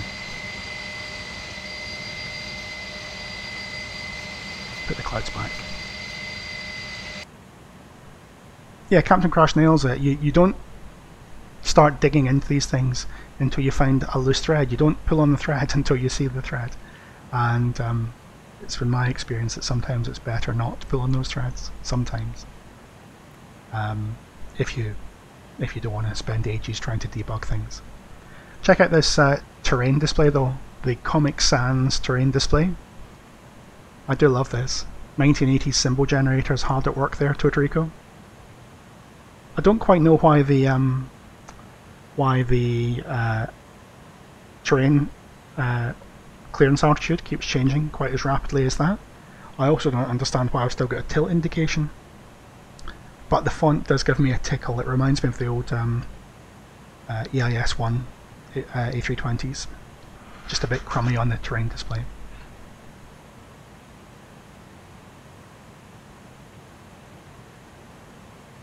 Right, let me get some charts for Majorca. If I close these out, that'll make some space. Has anybody heard anything about VFR charts with Navigraph? Because that would be awesome if they get those. The tilt should be stabilized to the horizon sand patch. When the tilt is relative to the horizon, so you can use the 1 in 60 rule to decide whether or not the weather you're seeing is above or below you. Yeah, gimbal stabilized, and it should also stabilize in the turn as well. Also, Totarico might be able to clarify this, but I believe that is why on the TBM, even if you're not using the radar, you should flick it onto standby before you start moving, so that the gimbal is all powered up and you're not going to cause any damage to it if you just leave it dangling around there. Might be wrong. Weather radars are fun things. ForeFlight would be better. Right, I'm going to look at the arrival chart. What did I say? It was the Kennet. Kennet 2. Is this the one? Kenas, sorry. Kennet is somewhere else. And we're going to fly the ILS. Some pages on have a tab you can scroll with the mouse wheel. Some you need to use the up and down arrow here. A bit weird. Approach ILS as Zulu, runway 24 left.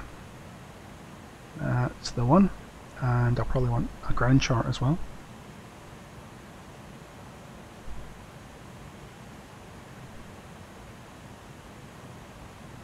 It's in here somewhere. Is it reference? Oh, airport.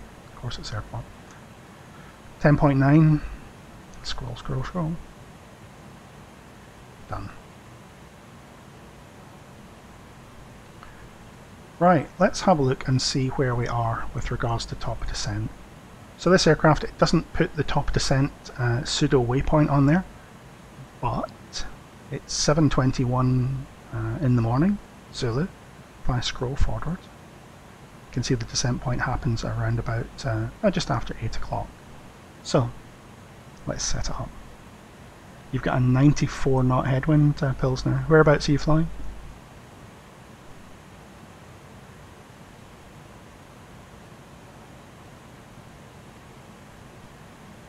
So shall we set it up in the back to front order? There's different ways of doing this.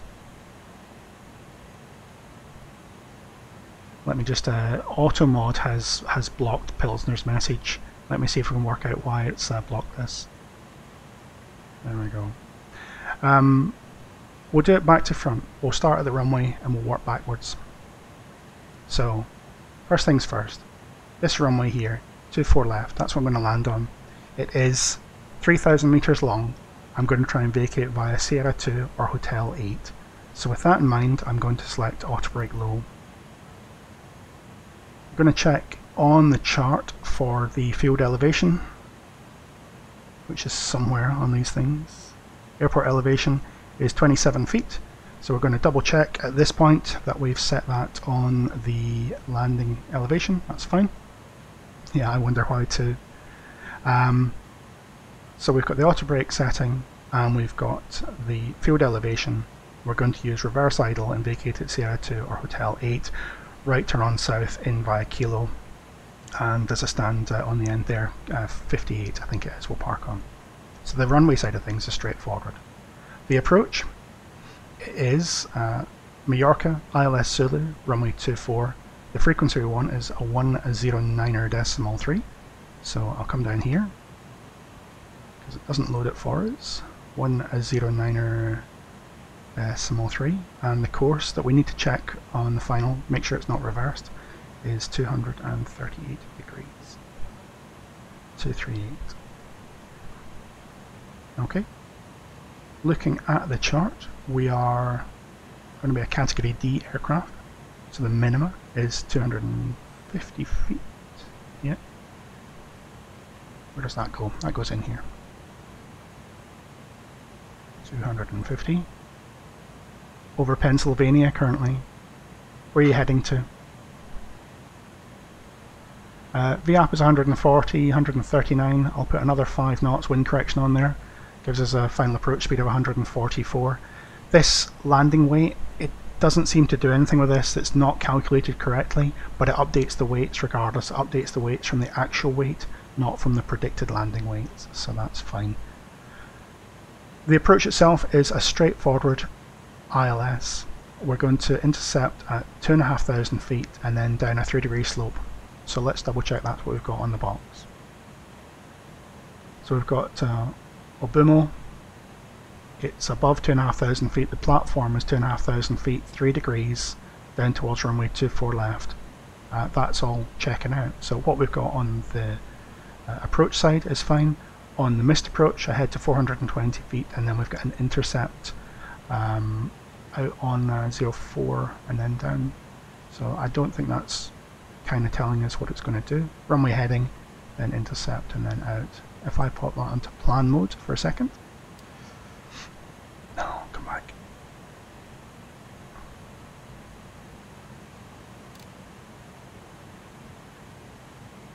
Yeah, so the picture looks roughly correct on here.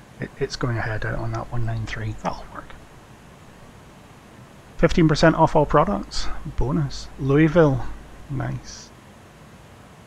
So, 94 knot headwinds. That's, as long as you don't have a long journey, that's not too bad. You got a long journey, that's depressing. So the ILS is straightforward. We should really have the JOH and as well for the missed approach. I'm going to try putting that in. It might lose it. Just try it. If I put JOA in there, it may reset it. But the ILS is fairly simple on here. What I want to have a look at, what's important, could be the tutorial part of this flight, is the energy management on the descent. Considering the Bulldog. I was considering the Bulldog. Love the Bulldog. Where is the arrival? So we're going to arrive at Kenas here, above flight level 100. The aircraft is predicting flight level 237, that's fine. It doesn't have the above flight level 100, but we're so far away from it, I'm not going to code it, it's fine. I'm going to go down to the CDP, which is down here, and this is obviously the runway 06 arrival. Head to CDP, and then it's going to turn back down towards Babham. And this is where VNAV kind of falls apart, because I can say with a reasonable amount of clarity that looking at this terrain here, the chances of me flying all the way down here and then all the way back to the intercept kind of remote. In fact, it's more likely that somewhere up around about here I'll fly straight down towards Bavum and then intercept the ILS there. So how would I do that? I could eyeball it. I could just decide to start the descent earlier. There'd be nothing wrong with doing that. I could use some of the other features the aircraft has. I could set a lower altitude over CDP. So rather than getting there at flight level 100, I could tell the aircraft to get there, for example, flight level 70, and that would essentially lower the entire profile down that leg. But there's another way we can do it, and let's give that a go. So this aircraft supports what are called place bearing or point bearing and distance waypoints. Okay, what that means is I want to be maybe, shall we say, 20 miles before, what's that? That's a 50-mile leg. Just zoom out a little bit. So 25 miles is here. So at the 25-mile point I could conceivably go straight towards Bavum. If I split the difference, and I'll put a point in 20 miles before the CDP.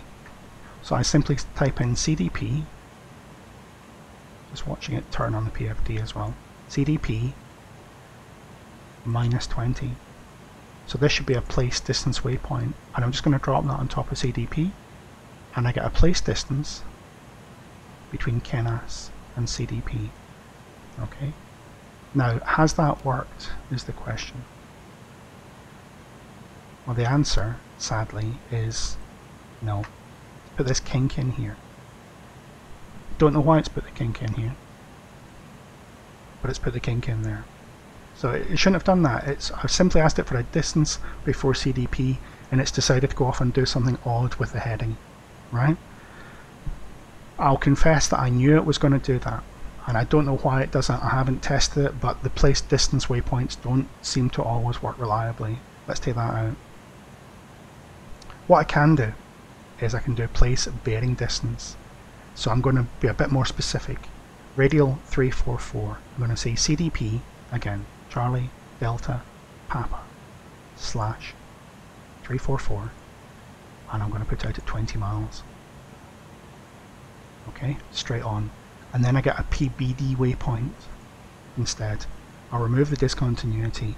Now there'll probably be a little kink as a function of the nav data and the radial is not quite matching up, but now we've got a straight line more or less, and I've got a PBD waypoint. So if I take this waypoint here and I just eyeball it, I've got 20 miles between Bavum and PBD.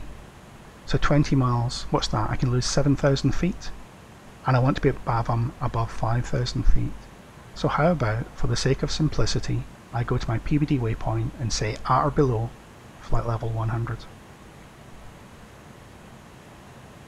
10,000 feet, flight level 100 or below. That's now driving my top of descent into a place that will work. Okay.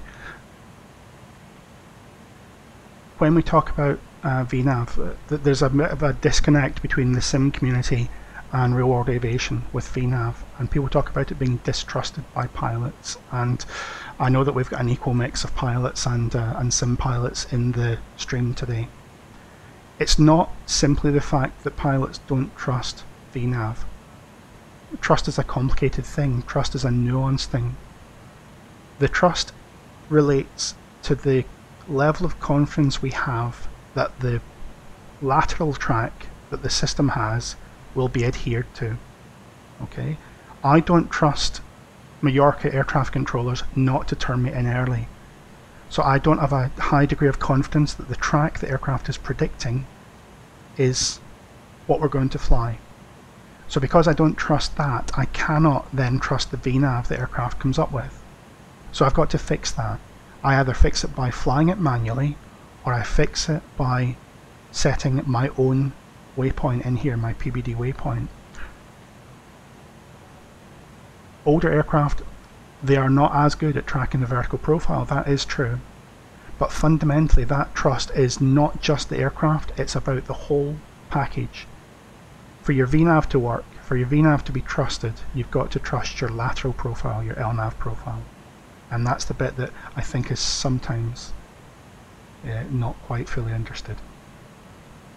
So what I do is, and this goes for the real aircraft as well, I have a point in my mind where I'm going to be at 10,000 feet above the airfield. And if that point on the navigation profile is closer than 40 miles to the airfield, I'll adjust it so that my conceivable shortest track distance gets me to 10,000 feet about 40 miles back, and at 20 miles back, 5,000 feet, 250 knots usually works out. That's what we talk about with VNAV. So we've gone from the runway all the way back through the approach, and it's all pretty much loaded up and ready to go, I think. I think we've done everything we needed to do. We've got the landing field elevation set, we've got the auto brake selected. The last thing we need to consider is the step down arches. I should have looked at those before, but really at BAVM we're going to be above, let's say 5,000 feet, and then down to 3,000 feet. We can intercept it to 1,500 feet. So we'll just see how it goes. Let's have a look outside.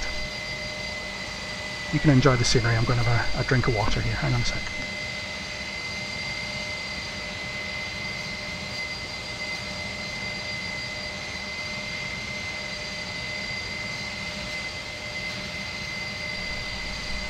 Perhaps Pancake King should be paid to push buttons and cause problems.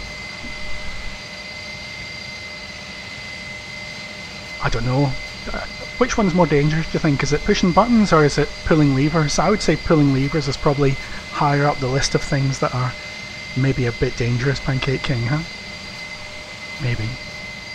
All said in good jest.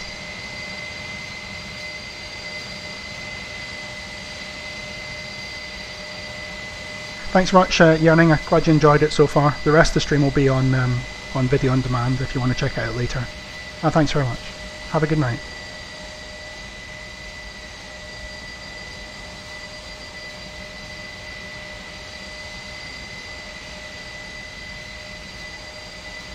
Yeah, let's not disconnect the IDGs. We're on the line today, putting our life on the line.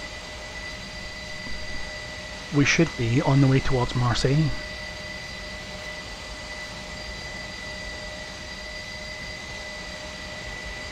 MRM, yeah, Marseille. Sweet.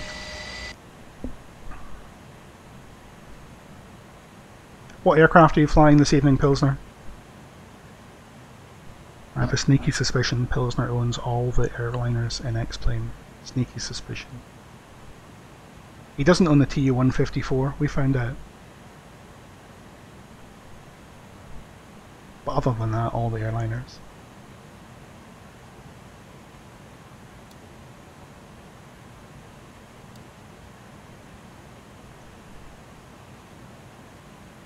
It's the best one, exactly, Sandpatch. I do like that Ansnov as well. I was flying it again last night, I think it was, having good fun with it. But oh my goodness, the compass system, the instrument layout on that thing is weird. Like, which way am I flying? Why isn't an instrument lined up with the nose of the aircraft? Not one instrument lined up with the nose of the aircraft. That's a bizarre way. But all British aircraft were like that as well. The Smith's flight system on the VC-10 was the same, that you put the commanded course at the top of the instrument and the aircraft rotates around that. Bit strange.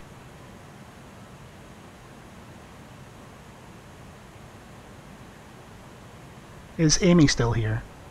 I'm hoping Amy's still here. There's an airfield to the northwest of Marseille, and I believe it's like the French test and development airfield for the Air Force. Is it Istres or Istre? I don't know how you would pronounce it. Easter?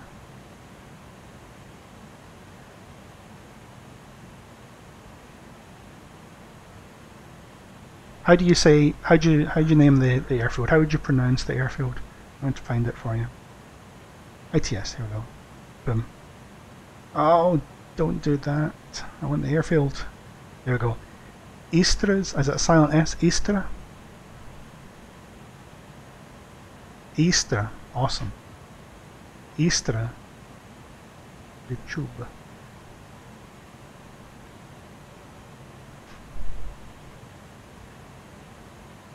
Awesome.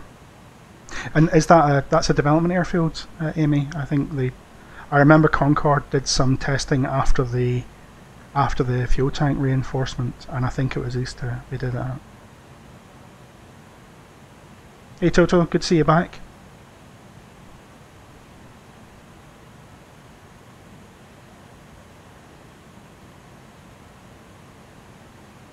We had a question for Toto and I can't remember what it was about now. Was it something electrical? Maybe it'll come back to me. We have a question for you, Toto, but I can't remember what it is. Weather radar, boom, sand patch, that's the one.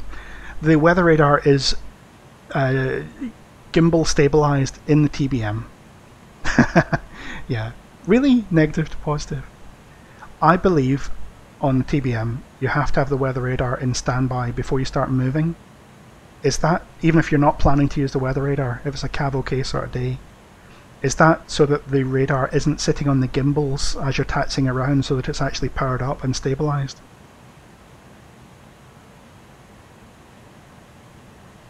We're talking about whether the weather radar on this aircraft is referenced, the tilt is referenced to the horizon. You don't have to put it in standby. Okay, so it's okay to drive around with it unpowered. Oh, here's an S-turn coming up, everybody. We're going to go to the right, and then we're going to go to the left.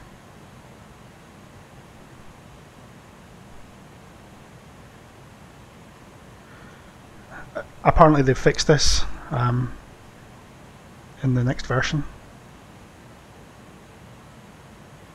I don't quite know what it was doing, but it's doing something. Whee! Oh, one of the transatlantic aborts for the space shuttle. Nice. Where else was there? There was Banjul in Gambia. I think it could go to Ascension as well. Morón in Spain. Those are the ones I remember. Arlanda. Oh, good to know.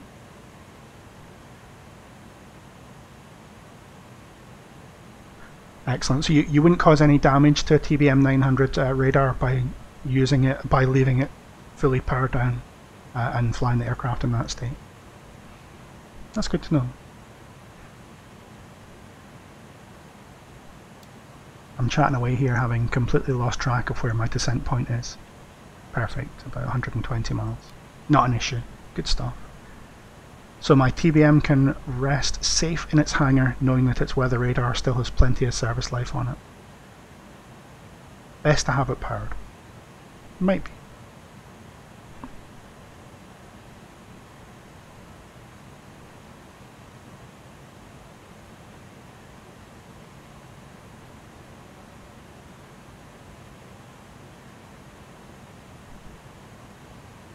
Has MD actually been to see the space shuttle launch? Did MD get a chance to go to Florida and see the shuttle launch? I got to see one. We were over on holiday in 2009 and we had, don't judge me, we had rented like a Dodge Challenger because it had just been released that year, and I always like to get something a bit more exciting. Anyway, we'd been out to Kennedy 4 times to watch the launch. It always aborted due to weather, and on the 4th attempt we saw the launch and it was awesome, most exciting thing. And then driving back to Central Florida in our muscle car, it was an Hertz one, it was like a V6, but we don't tell him to do that.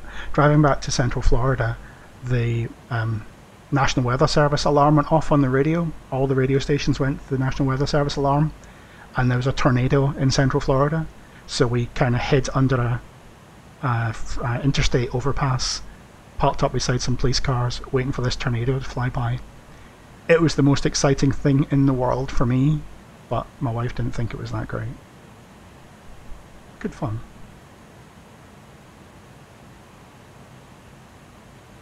Yeah, it's a bit of an odd thing, Amy. If you ever, there's an audiobook by the chap that did Vulcan 607, Roland White.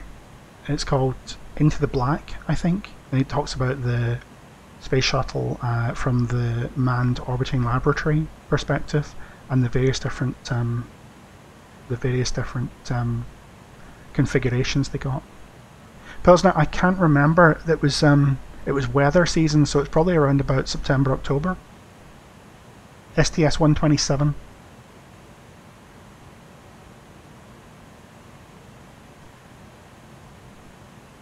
But yeah, the shuttle, what I love about the shuttle is how it looks. I think it looks amazing. You see the full stack and it looks amazing. I know it is completely and utterly a ridiculous design, but it's awesome. The GPWS, yeah, you see the tiles load in as it gets there.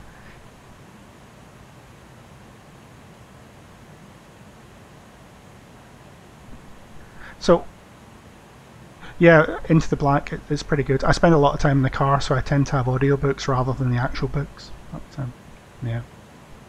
Is there anything else you'd like to see on the A300 if you're thinking about buying it or not thinking about buying it before we start the descent in towards Mallorca? Is there anything else that is piquing your interest?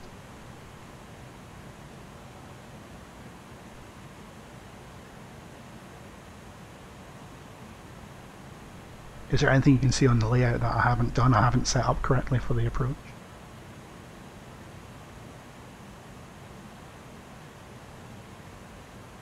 July, yeah, oh awesome. 127 was, I think it was Kibo. They launched the external structure for Kibo.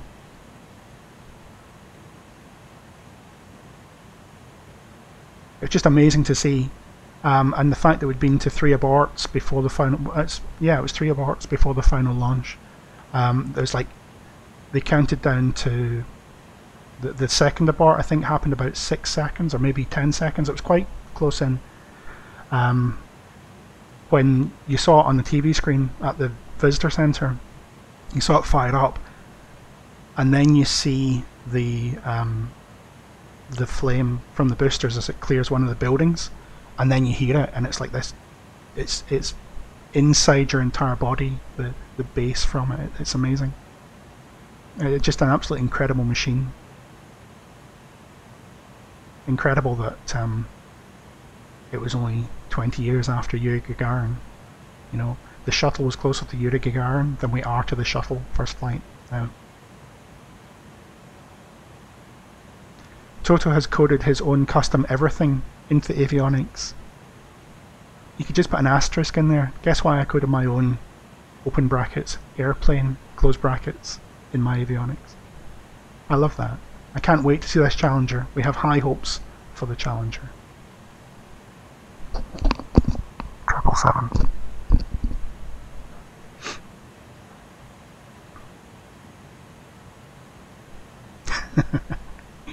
I'm only teasing. I want an airplane that looks like a panda though. Are we nearly there? This is taking a while.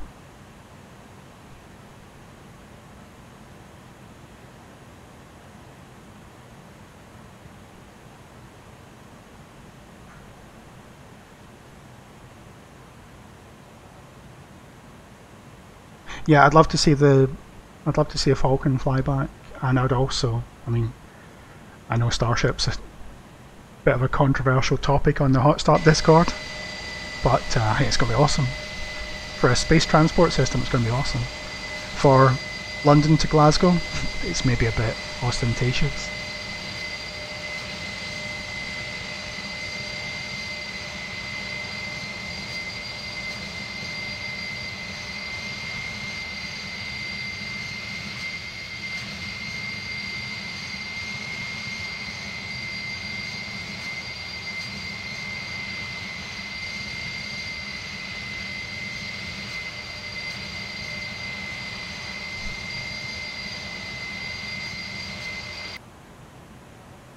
I find SASL to be quite hard on the frame rates on a lot of aircraft. It can cost me about 10 to 15 frames per second depending on how it's coded. This one's not so bad. Plugging it in, plugging it in. There you go, it's doing, well actually it's worse now, 21 frames a second, but that's because we're up here at high altitude where it's not struggling quite as much.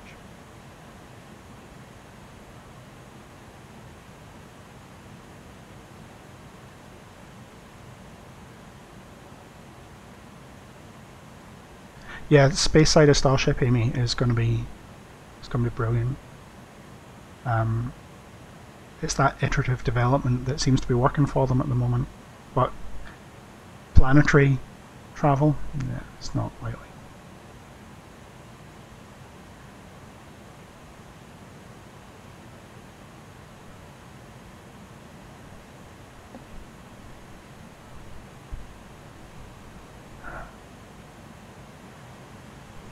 Do you know what I was looking for on the A300? I'm just going to step away from the seat here for a second. I was wondering if there's any crew rest on an A300, because it's done transatlantic legs. I couldn't see any cabin crew rest, cabin crew bunks in the aircraft. Does MD know if it actually has any? You know, sometimes the A300 has them under the floor between the not the 300, the 330. Sometimes the 330 at the mid galley it's got toilets down below. I'm wondering if there's a crew rest on this aircraft. I had a look just by kind of zooming through the model. I couldn't see anything. It also has, all the way back here,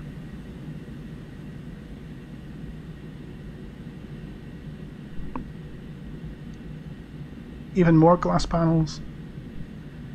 That should have had a moving map on it, really, shouldn't it?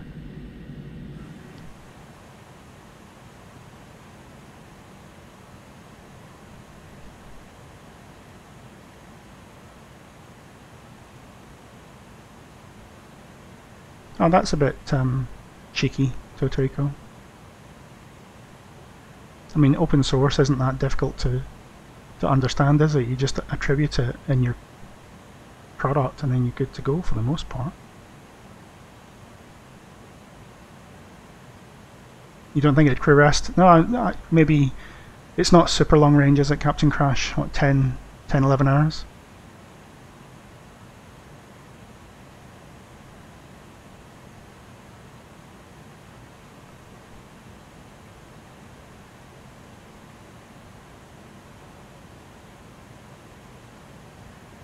Yeah, it's not really fair doing that with somebody else's code. Not on. There's a perception that because it's implemented in software, because it's something that's not tangible in the traditional sense of the word, that there's very little value in it. But obviously, you know, you have to be a bit naive to believe that.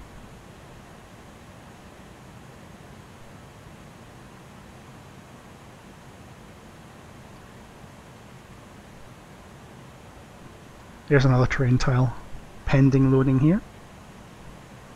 I do wonder if this is ever going to get fixed in X-Plane, or the you get the blank tiles.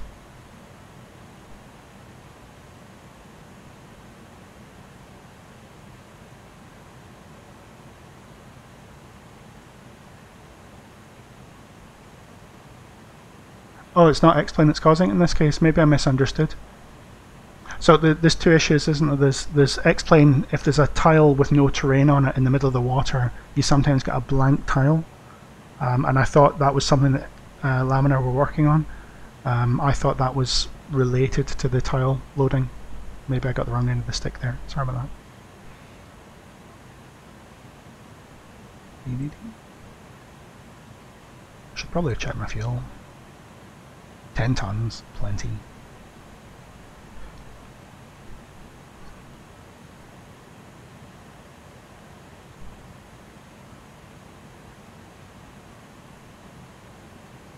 Oh, I see. Okay.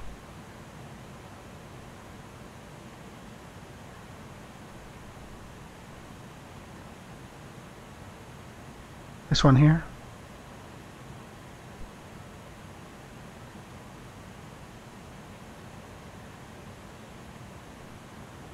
So if I turn that off, that would probably make the problem go away, or masquerade the problem.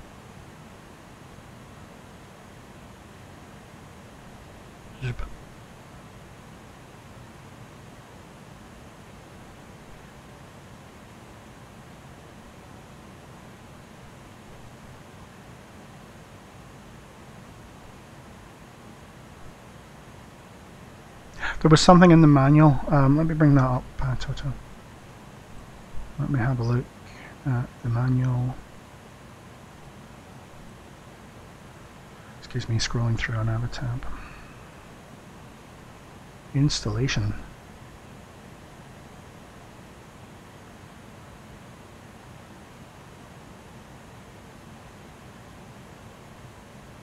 Activation. Oh, yes, there you go. Dr. Glick's terrain radar plugin. So it's included in the download. Is it fully credited? Don't know.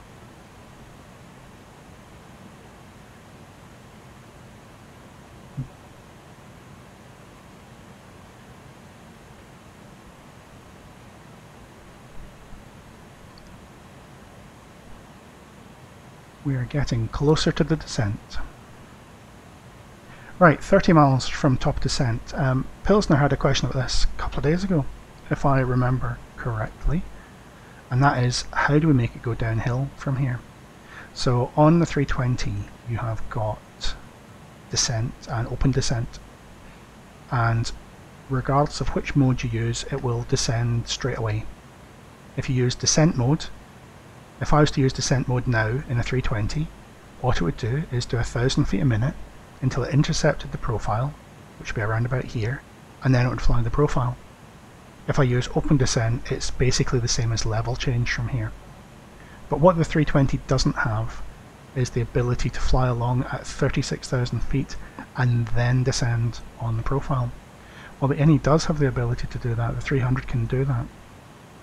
So let's say I go down to, for sake of simplicity, flight level 120. I'm going to get rid of these displays so you can see it. Okay, so I've simply dialed in, display. I've simply dialed in 120. If I hover the mouse over here and pop that up, watch my MFA and my FMAs here. Click that and I get profile descent, and that means it's going to fly along at 36, flight level 360, intercept the profile and descend. If I wanted to descend now, I simply push the profile button and it'll go straight into profile descent. So with only 15 odd miles to go, let's try it just now.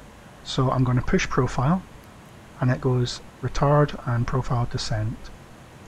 Now it should have gone into speed mode here, I think. I would expect it to go into a speed mode. Maybe this is an A300 oddity. But what it's done is it's brought the thrust levers all the way back to idle.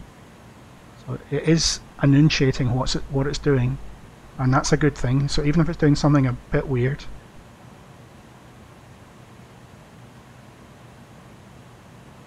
it's enunciating what it's doing. Is it Ian or Langers 1987? Hey, how's it going? Thanks for the follow. Thanks for joining in the chat. Hope it's not too cold up there at the moment. So it's following profile descent. It's now come onto profile speed and it's bringing the thrust back up again. So it had to get a little bit slow and now it's going a little bit faster.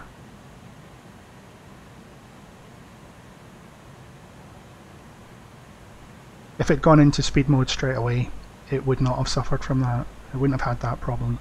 But not read the FCOM, don't know the aircraft. Maybe that is actually what it does, who knows.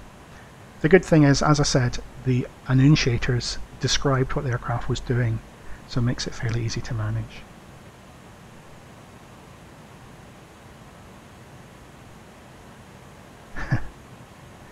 Chilly, huh? Southwest, northwest, far west.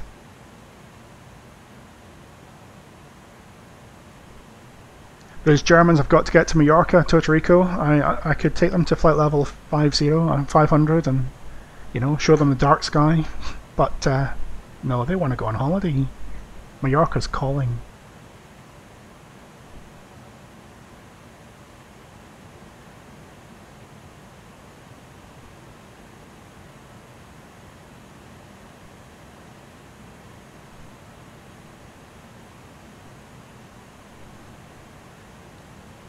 They would just believe it's down to the window, the curvature in the window, because some people you can't help. We are looking at the progress mode here. So it's, you see it's descending at 1,000 feet a minute, doing what we're looking for it to do, and the VDEV is reducing. So as soon as it catches up, it'll start into the retard mode, bring the thrust all the way back and it'll follow the profile down.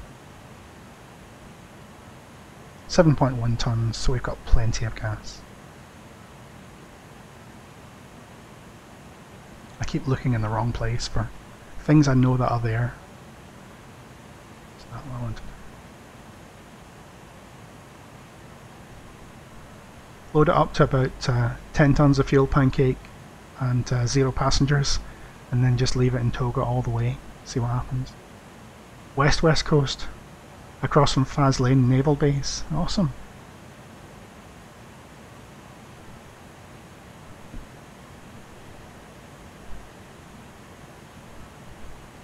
The last time I was in that part of the world, I ended up having to buy 4 new light bulbs for the car when I drove through a huge puddle, and then all the headlights stopped working. That was in Helensburgh. Takeoff power is less power than climb power. Okay. That makes sense. Oh, okay, ISA conditions. Is that to do with... what's the reason for that, Toto? Is it cooling with increased airflow? Or is it something else more complicated?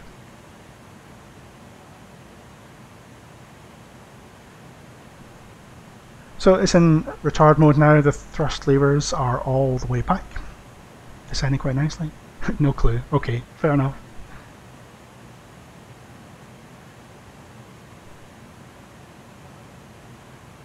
Yeah, I think you can. I think they may have fixed that. You can put IKO runway and takeoff field and econ descent. Hang on. So what I normally put it on this one here. So we could put in LEPA to 4 left and put it on the bearing distance.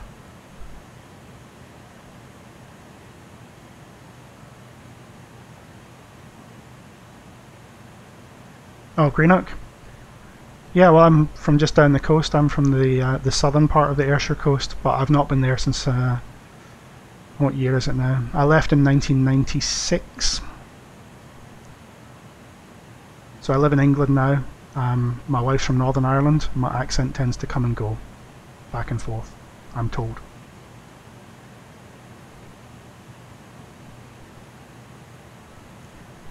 Captain Crash, this hasn't been updated since start of January, so I think it's 1.11. Is there a way I can find out without crashing the thing? Does it show me on the...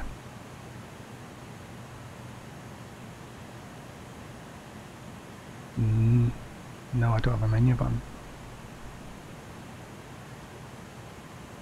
Oh, I'll have a look. Oh, Prop Forward. Hey Prop Forward, how's it going? Good to see you in the chat.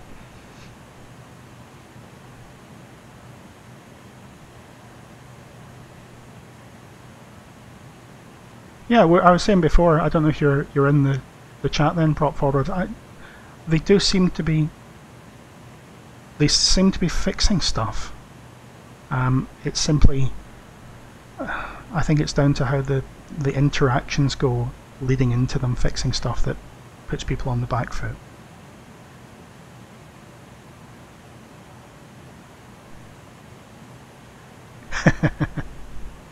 Very good. Very good, Magnus.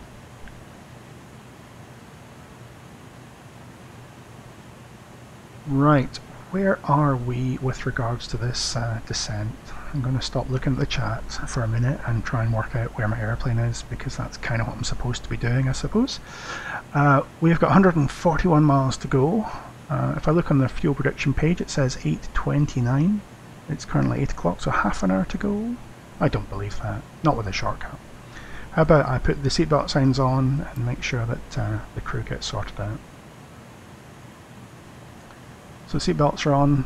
It says we're in the frequent icing range, so if I go through icing conditions, I'm going to put the anti-ice on. Probably need to put the continuous ignition on in icing as well. Probably. Let's have a look on the X-Plane map. I do love the fact that the fuel truck and the things are still there with us. So yeah, we're going to turn left and head down towards CDP, but we'll turn in just beforehand.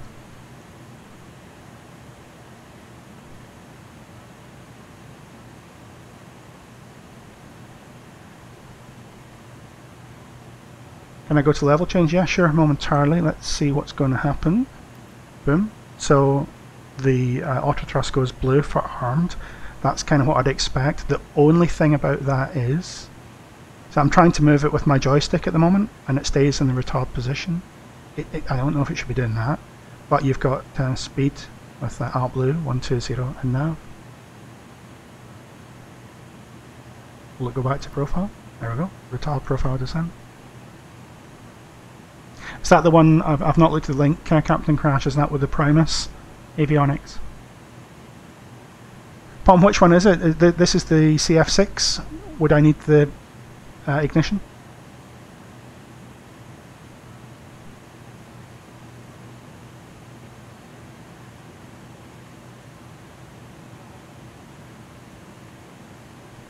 Yeah, I get it prop forward. I think I said earlier that it's a very solid product for the first major release on X-Plane. It's fantastic. They've done really well.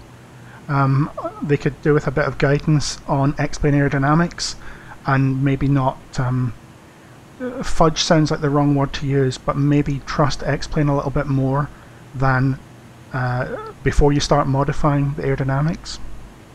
Try and get the solution within the bounds of what X-Plane's capable of doing before you start to do fudges with it, or little tweaks with the aerodynamics here and there. But it's not a bad product at the moment. I've enjoyed it. I was talking before about the few little threads, like the rate of climb and the aerodynamic oddities at high altitudes that don't seem to be quite correct, and the S-turns that it does that are apparently already fixed. It's little things like that. But it's a fun aircraft to operate in the sim. It's close enough to a 320 that I can just about get away with it, and it's different enough that it's enjoyable. It's on, apparently it's on special offer at the moment, Sandpatch. I think Pom said there was, is it 15% off? So you might be able to save yourself some money if you're keen.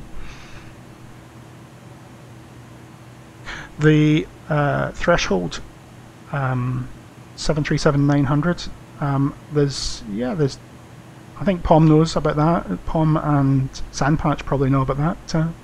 Langers, they seem to be quite involved in, or quite up to date on what's going on. Sandpatch is probably banned. I hope not. I mean, feedback, you've got to take a step back sometimes and say, is the product up to the standard that I was expecting? And if the answer is no, then why is it not? Why was I expecting that standard? And if you're expecting that standard because of the marketing that the company has carried out, then there's an element of shared responsibility, in my opinion. If you're expecting that standard because that's really what you were hoping for, then it's more difficult to justify that. I think it's, my experience with this version of it has been mostly, well, that's not fair. My experience with this version of it has been overwhelmingly positive. It does things that annoy me, but every sim does things that annoy me to a certain extent. It doesn't detract from my enjoyment to a great deal. I just have to do some intervening with the FMC, with the flight, with the MCP in the climate. That's about it at the moment. Right, where are we? We were going to load that VOR because it's probably forgotten about it. Oh, we still got it. JOA, 54 miles away. Excellent. On the number 1 pointer.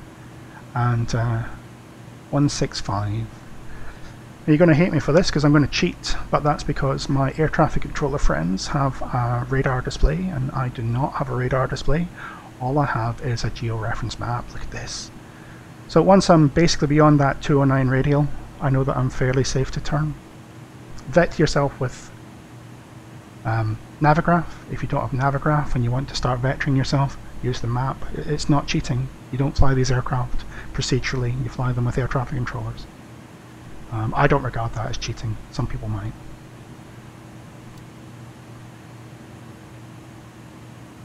I'm guessing you fly the Zebo mod, Langers. That's probably one of the best things about X-Plane in the past couple of years. So we are 15,000 feet, descending towards that flight level 100 point that we coded as the point bearing distance. We're only 17 miles away from it. Just look at the various bits of information that are being presented to the pilot at the moment. On my progress page, I've got bearing distance directly to the airfield. This is the shortest possible distance that I would ever fly to the runway threshold. And it's less than 45, 42 miles away, so I can make it in a direct line. Okay, so this distance is fine. I could take the shortcut as we're given it. This is saying 98, that's all the way down to CDP and back again. You do your 3 times table, that's just about 39, 40 miles, so I'm about half the altitude I need to be if we fly the whole thing. And that's where that confidence in the lateral track comes in. If you trust the lateral track, VNav can work for you. In this case, I didn't trust the lateral track, so we are taking an early descent because I've coded a better track. So 1,000 feet to go. Let's say at this point it'll be clear down to flight level 70. Whilst we're looking at this chart here, the highest terrain is 4,800 feet, and we said on the approach, sorry, the sector there was 5.5. On the approach before Bavam, 4,500 feet, after Bavam 2,500 feet.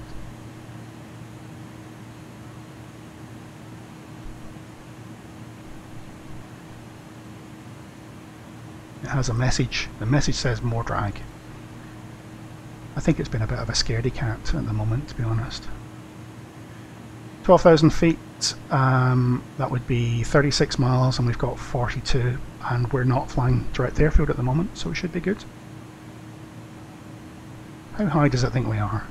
450 feet. Nah, you need more drag just now. We'll get there.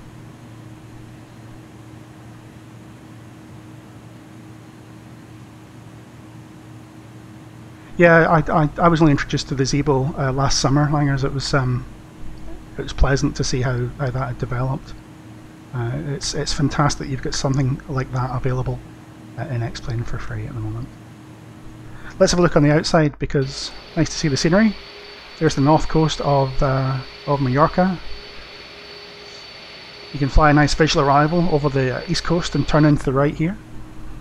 If you're flying with an ex-military pilot, they will take you over the cliffs at ridiculously low levels for civil transport. Don't let them do it. Other than that, it's good fun.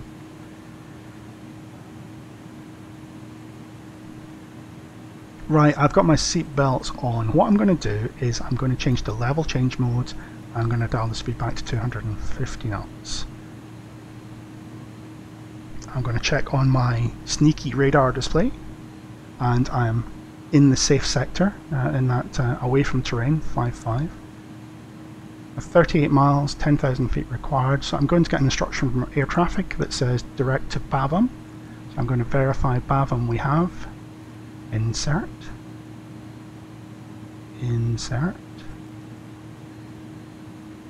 Is it going to do it? There we go. Right, so we're now nav to Bavam. How does my profile look now? We're below the profile. How did that happen? Starting to take off roll. What do I think of the PC6? I had good fun with the PC6. I've not flown it for a little bit. I played with it for probably about 5 or 6 hours. It's good fun. I need to find the right mission for it. I don't have the right mission in mind for the PT6 right now. It's like the PT19. The PT19, I've got a job for it to do, so I'm really enjoying it. It needs to have a role to do, and the PC6 it doesn't really have that at the moment for me. It's kind of like the Beaver. I enjoy flying the Beaver, but it doesn't fit in with the normal kind of flying that I've been doing. Let's say that we're cleared down to an altitude of 6,000 feet, so I'm going to set the QNH of 1013, and we are blue 6,000 feet. This final approach, it seems to activate automatically if you're in profile mode. I'll push it anyway for reasons, and I'll remember that 144 knots is my final approach speed.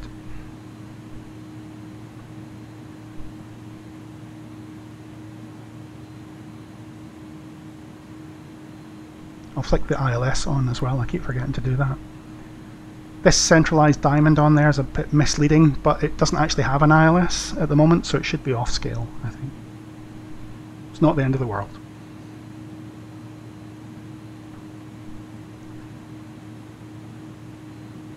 And now it's changed the radio waypoint again. Oh sugar, what have I done? Let's do that again, JOA on that side. Thank you very much. 29 miles to go to the airfield. It's 8,000 feet, 816.24. We've got 4 miles to spare. What I'm going to do is, I'm going to get rid of that because I don't need that just now. I'm going to pull for vertical speed. I'm going to just reduce the vertical speed to 1,000 feet a minute. And at 25 miles back, I'm going to just dial the speed back. Oh, check. Oh, yeah, thanks, Captain Crash. There's the display. Is that what you're expecting? 238, if I spin it there momentarily, 230. 238. Is it maybe this button here that gets confused? It looks right at the moment. Or was it arc? You wanted arc.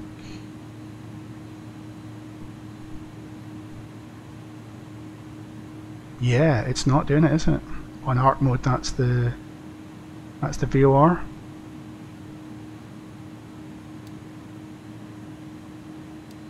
Different colour.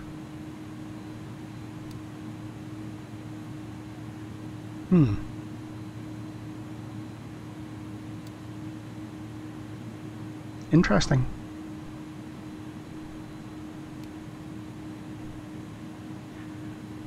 Right, I'm just going to nudge the speed brake because I'm a touch on the high side now. We're going to level at 6,000 feet. Let's say we're clear down to 5,000 feet before BAVM, and I'll just I'm going to use the keyboard shortcuts on this because the speed brake's a bit of a pain. Just going to help it slow down. So I'm simply using my 3 times table. I know it's 6,000 feet, I need 18 miles. I've got 21. I'm just trying to get the speed back to the point I'm comfortable with it. So just a nudge on the speed brake more than anything else. And that should do us. 1,000 feet to go, I'll do 5,000. After BAVM we can set 3,000 feet and we'll be cleared for the approach.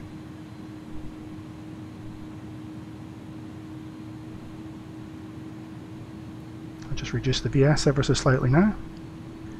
So if I'm about 5.5 to 6,000 feet, sorry, 5.5 to 5,000 feet at 20 miles, that's a good place to be. I'm at 19 miles and slowing down nicely.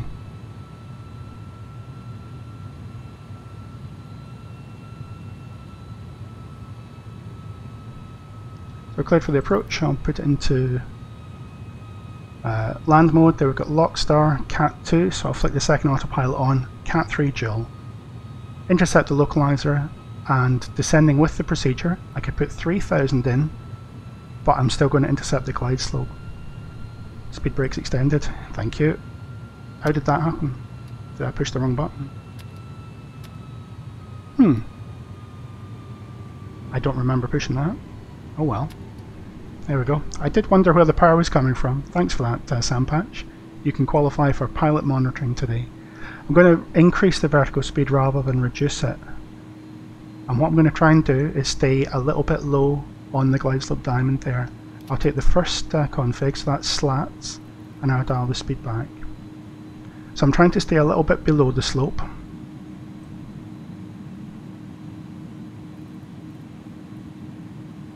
So I keep the thrust low, and I'm building in space to let me slow down. Put the landing lights on as well, that might help me.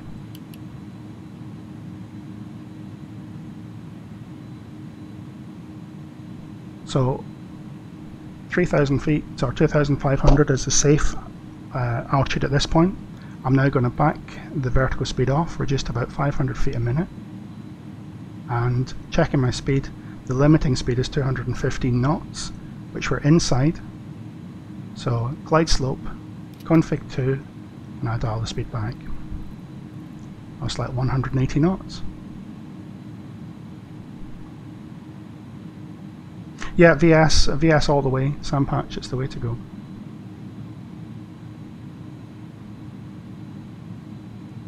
The 320 is a bit more limited. You've really got to be under 200 knots on the glide slope. If you don't have flap to it on the glide slope, you've got no hope really. VS to finesse, yeah.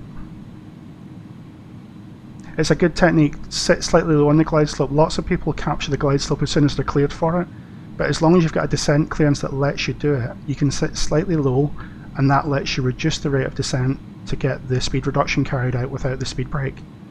I'm curious now whether or not I activated full speed brake or it didn't. It might have been me. Anyway, no big deal. There's 9 miles. What I'm going to do is take, just check the speeds there, 205. Next stage on the config, I'll wind the speed back, put the gear down, arm the spoilers, put the lights on. So taxi and turn-offs. Taxi light rather than takeoff light because the nose is pointing right up in the air. We don't really need the takeoff light at this point. Final speed is 175, or the final config speed is 175. I'll wait till we've got 10 knots on it. Line config full. And I'll set that 144. Check the ND in arc mode, okay. Arc mode. Yeah, it's back to front. Good spot. It's a bit crap, isn't it? Alright. So, as far as the developers being new to X-Plane goes, this is the only other thing that annoys me on a routine basis, and that's taking it out of auto thrust.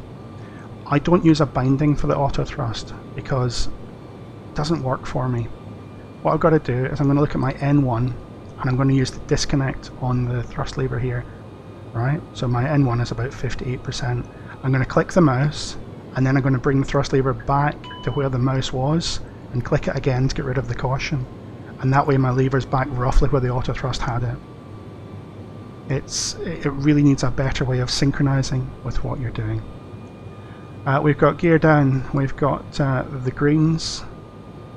Landing lights are on, speed brakes extended, config full. I'm going to take the autopilot out and we'll continue. The autopilot doesn't give you the aircraft in trim either, which is a bit annoying. It does, the disconnect binding does work prop forward. It's just the fact that when I disconnect it, it instantly snaps to where my hardware joystick is. What I really want it to do is to wait where it is until my hardware joystick intercepts that, if you like. Because as I took the auto thrust out, it immediately snapped back to zero thrust, which is, other aircraft do a better job of that. So it's the sync is the problem, yeah. So I use the mouse pointer to remind myself where to put the thrust levers. Right, I'll concentrate on flying this glide slope now, so the chat will resume when we have touchdown at 3.5 G.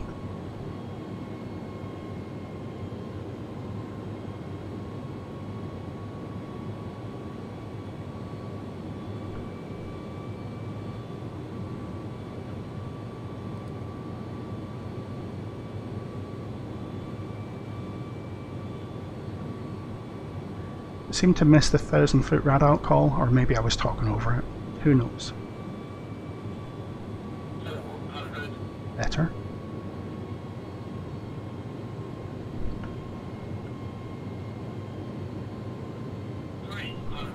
Speed's a bit on the low side, and just put a bit of power on now.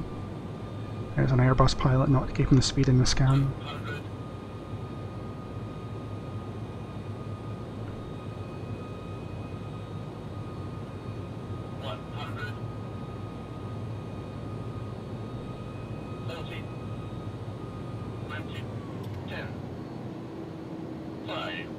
Oh, come on.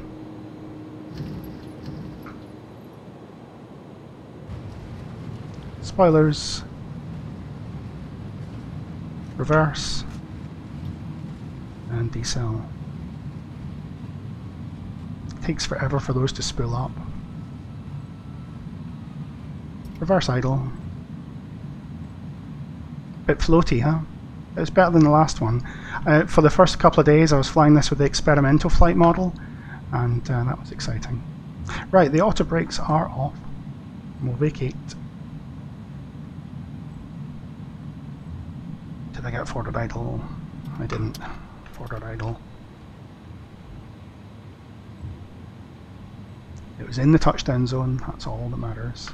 You want to see my PT-19 landing? Is good grief. Right, I'm going to turn right onto the southern taxiway. Langers, yeah, I fly the A320.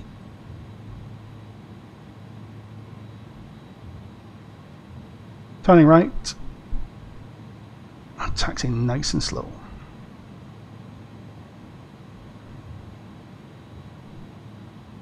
I've never flown an aircraft with bogey gear, so I don't really know what the protocol is with not scrubbing the gear. I want to go in via kilo, so I'm going to go nice and slowly here. I'm going to do the pilot monitoring stuff, which is switch off the landing lights and the strobes. I'm going to do the pilot flying stuff, which is to stow those spoilers. They should go into this. They shouldn't go all the way back there. Put the flaps up. Radar to transponder. Sorry, TCAS to transponder. Weather radar is off, and we'll start the APU. Right.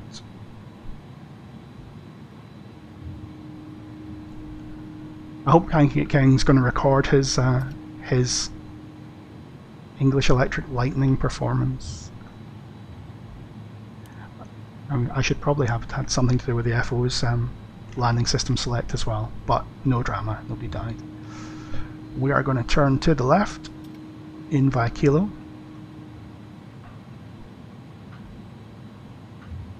Langers, do you have the Hot Start TBM 900 by any chance? Is that an aircraft you've looked at?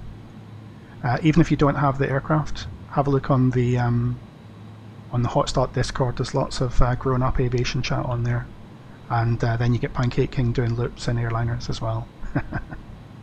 Just kidding. Right, before we turn on to stand, I'm going to select those taxi and turn off lights off. My APU is available. I'm going to sneak outside while the aircraft is still rolling. Quality stuff this, isn't it? You cannot deny that that is a good looking airplane. I love it. I do like it.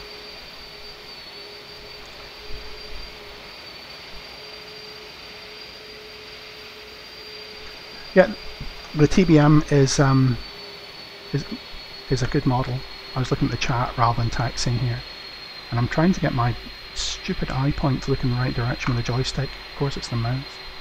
TBMs are great for general aviation. There's also the Torx MSR22. If you're looking for more grassroots kind of thing, the I forgot the name of it. I was too busy messing up my turn on here. PT19, Fairchild PT19 by Uncle Jackson. That's the one, Totrico, thank you. They're all excellent models. The TBM has got a fantastic simulation of the PT6.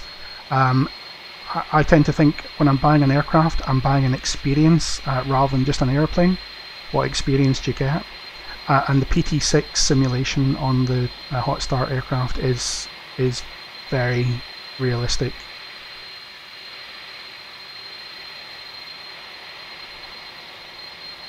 And the PT19 is good fun. I was going too fast and now I'm going too slow.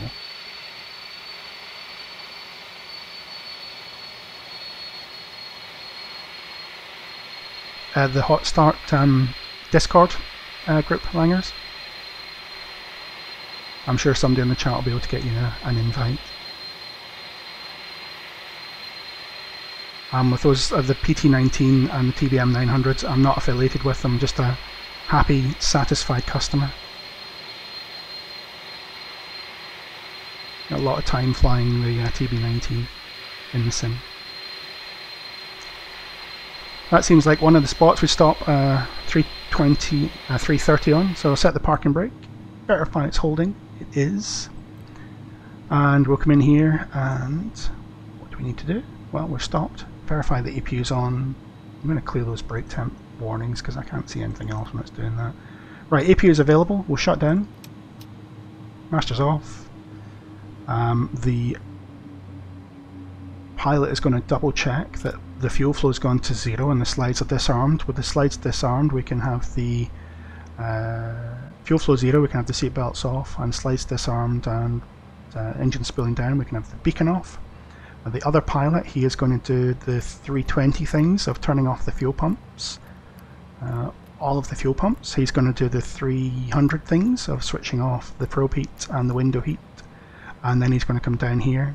He's going to verify that we got the weather radar off, because that's when people start to get nasty diseases if you haven't done that.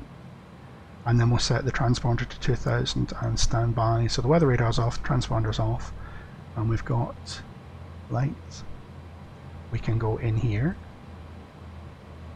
Come on. Before I get the ground ops, does anyone want to see the replay of the landing? We can show you that, and if I open up the doors, you'll get stuck with the doors open throughout the replay. Let's have a look at it, see how bad the float was. Huh? How long's this stream been going on for? Not too long. Right, flight toggle replay mode. Let's wind it back. Replay. I always wonder, when you play it in reverse, do the engines run in reverse? A300 power back procedure, go!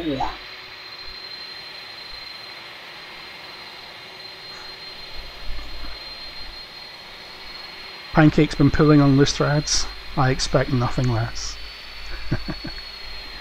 You going to trust him with the Challenger? Seems like the right person to have on the Challenger.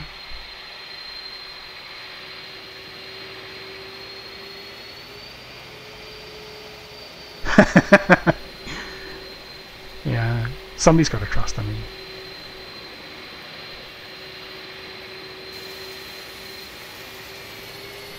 Right, while he's doing that, I'm gonna zip forward here, and we're going to put our end of the touchdown zone camera on. It does spin, does it? Nice, nice. How's the spin recovery? Come on, 300. Here they go.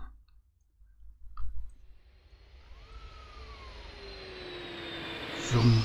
No, it's airborne. Stop. Right, let's see how this looks.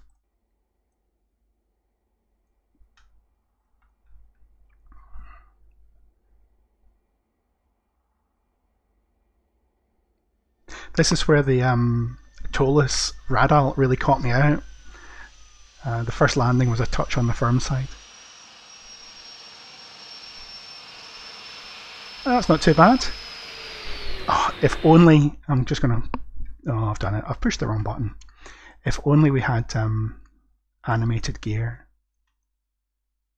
Where's my Airbus gone? Here, Airbus, there we go. It's the first model I've had, other than the Tupolev, that's had proper animated gear, proper bogey gear, and I really was wanting to see the gear animate on touchdown, but it doesn't do it. Hey, no biggie, I suppose.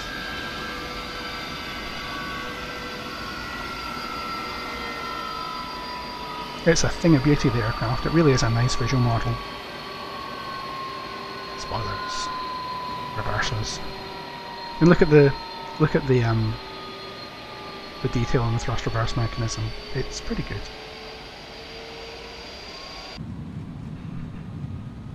Excellent. Here we go, back on the stand. That's a bit scary. Parking brakes there. So did everybody enjoy the iniSimulations A300? What are your thoughts on it? As I said, I've been honest about it. There's bits about it that frustrate me. There's some things that aren't quite right. But for their first attempt at a sim model, giving them the benefit of the doubt, it's pretty good. Some of the customer interaction things on the forum are a bit, let's say, not how I would have done it, and leave it at that, shall we? But beyond that, it's a nice model. It's good fun. As far as the price goes, you really have to make your own judgment on that. Developers will use the price to indicate or to hint at what they perceive the value of the product to be.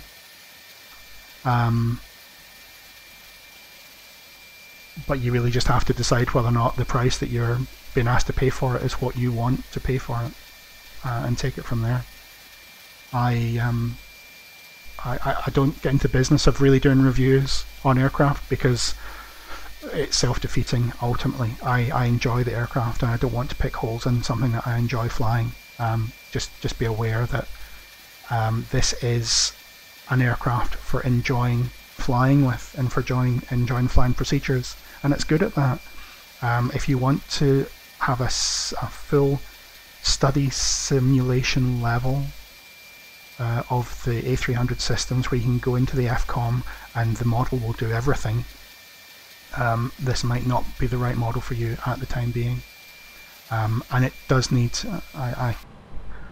if the developers were here, I would stress them firmly that they need really to consult with somebody in X-Plane that fully understands the X-Plane aerodynamics, because it's tricky. And I'm just resetting the flaps because it didn't quite get that right after the replay. It's tricky to get X-Plane aerodynamics right. It's a different strategy from what you would use in the Microsoft Flight Sims. But you know, for a first attempt, it's pretty good. I'll probably leave it at that, folks. That's been about just under 2 hours and 45 minutes on the stream. Yeah, the flaps do break on replay, Palm. If you cycle them down and then cycle them up, I think it fixes them. There we go. You've got to get it fully extended and then it will come back in again. No big deal. Replays in X-Plane, just one of these things. Sometimes they work, sometimes they don't. Is there anything else MD wants to see on the A300 before we shut the stream down? Is there any other feedback you've got on it? What about the Challenger on touchdown, Totorico? They let go of the thrust levers and yank the speed brakes like a handbrake. Sweet.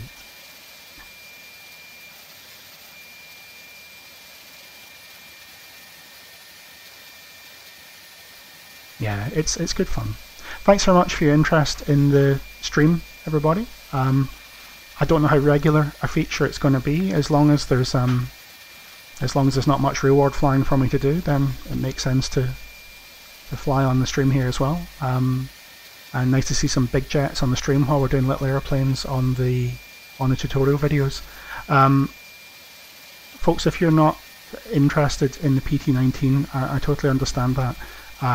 The view counts on my PT19 videos are very low compared to some of the other products, and I get that it's not perceived as an interesting or complicated aircraft. I would urge you, if you haven't checked out the videos, just spend 5 minutes looking at the work that Dan at Uncle Jack Simulations has put into the PT19. It's a fantastic little airplane. I really enjoy it, and it's totally different from this. It's a sort of aircraft that I didn't think I would enjoy. I thought maybe the features on it would be a little bit gimmicky. The engine start feature would be a little bit gimmicky, and the wiping the bugs off the canopy would be a bit gimmicky. But it's super enjoyable. Dan's got a couple of videos on his channel as a tutorial for starting it up. Just have a look at it, and if it comes out on sale, it's a fantastic little airplane. And Dan is focused on making that aircraft better and better. So it's worth checking it out if you're looking for some general aviation fun. Next time, I'm open to suggestions what we'll stream the next time. It would be nice to do a TBM stream. It's been a long time since I flew the TBM. I need Toto to hook me up with the beta version of the TBM before we do any real ILS flying. But maybe we'll have a look at that next week. We'll see how it goes. Thanks very much. Thanks for your interest. Have a good evening, and I do hope you're staying safe and your families are all well. Have a good night, guys. Thanks very much.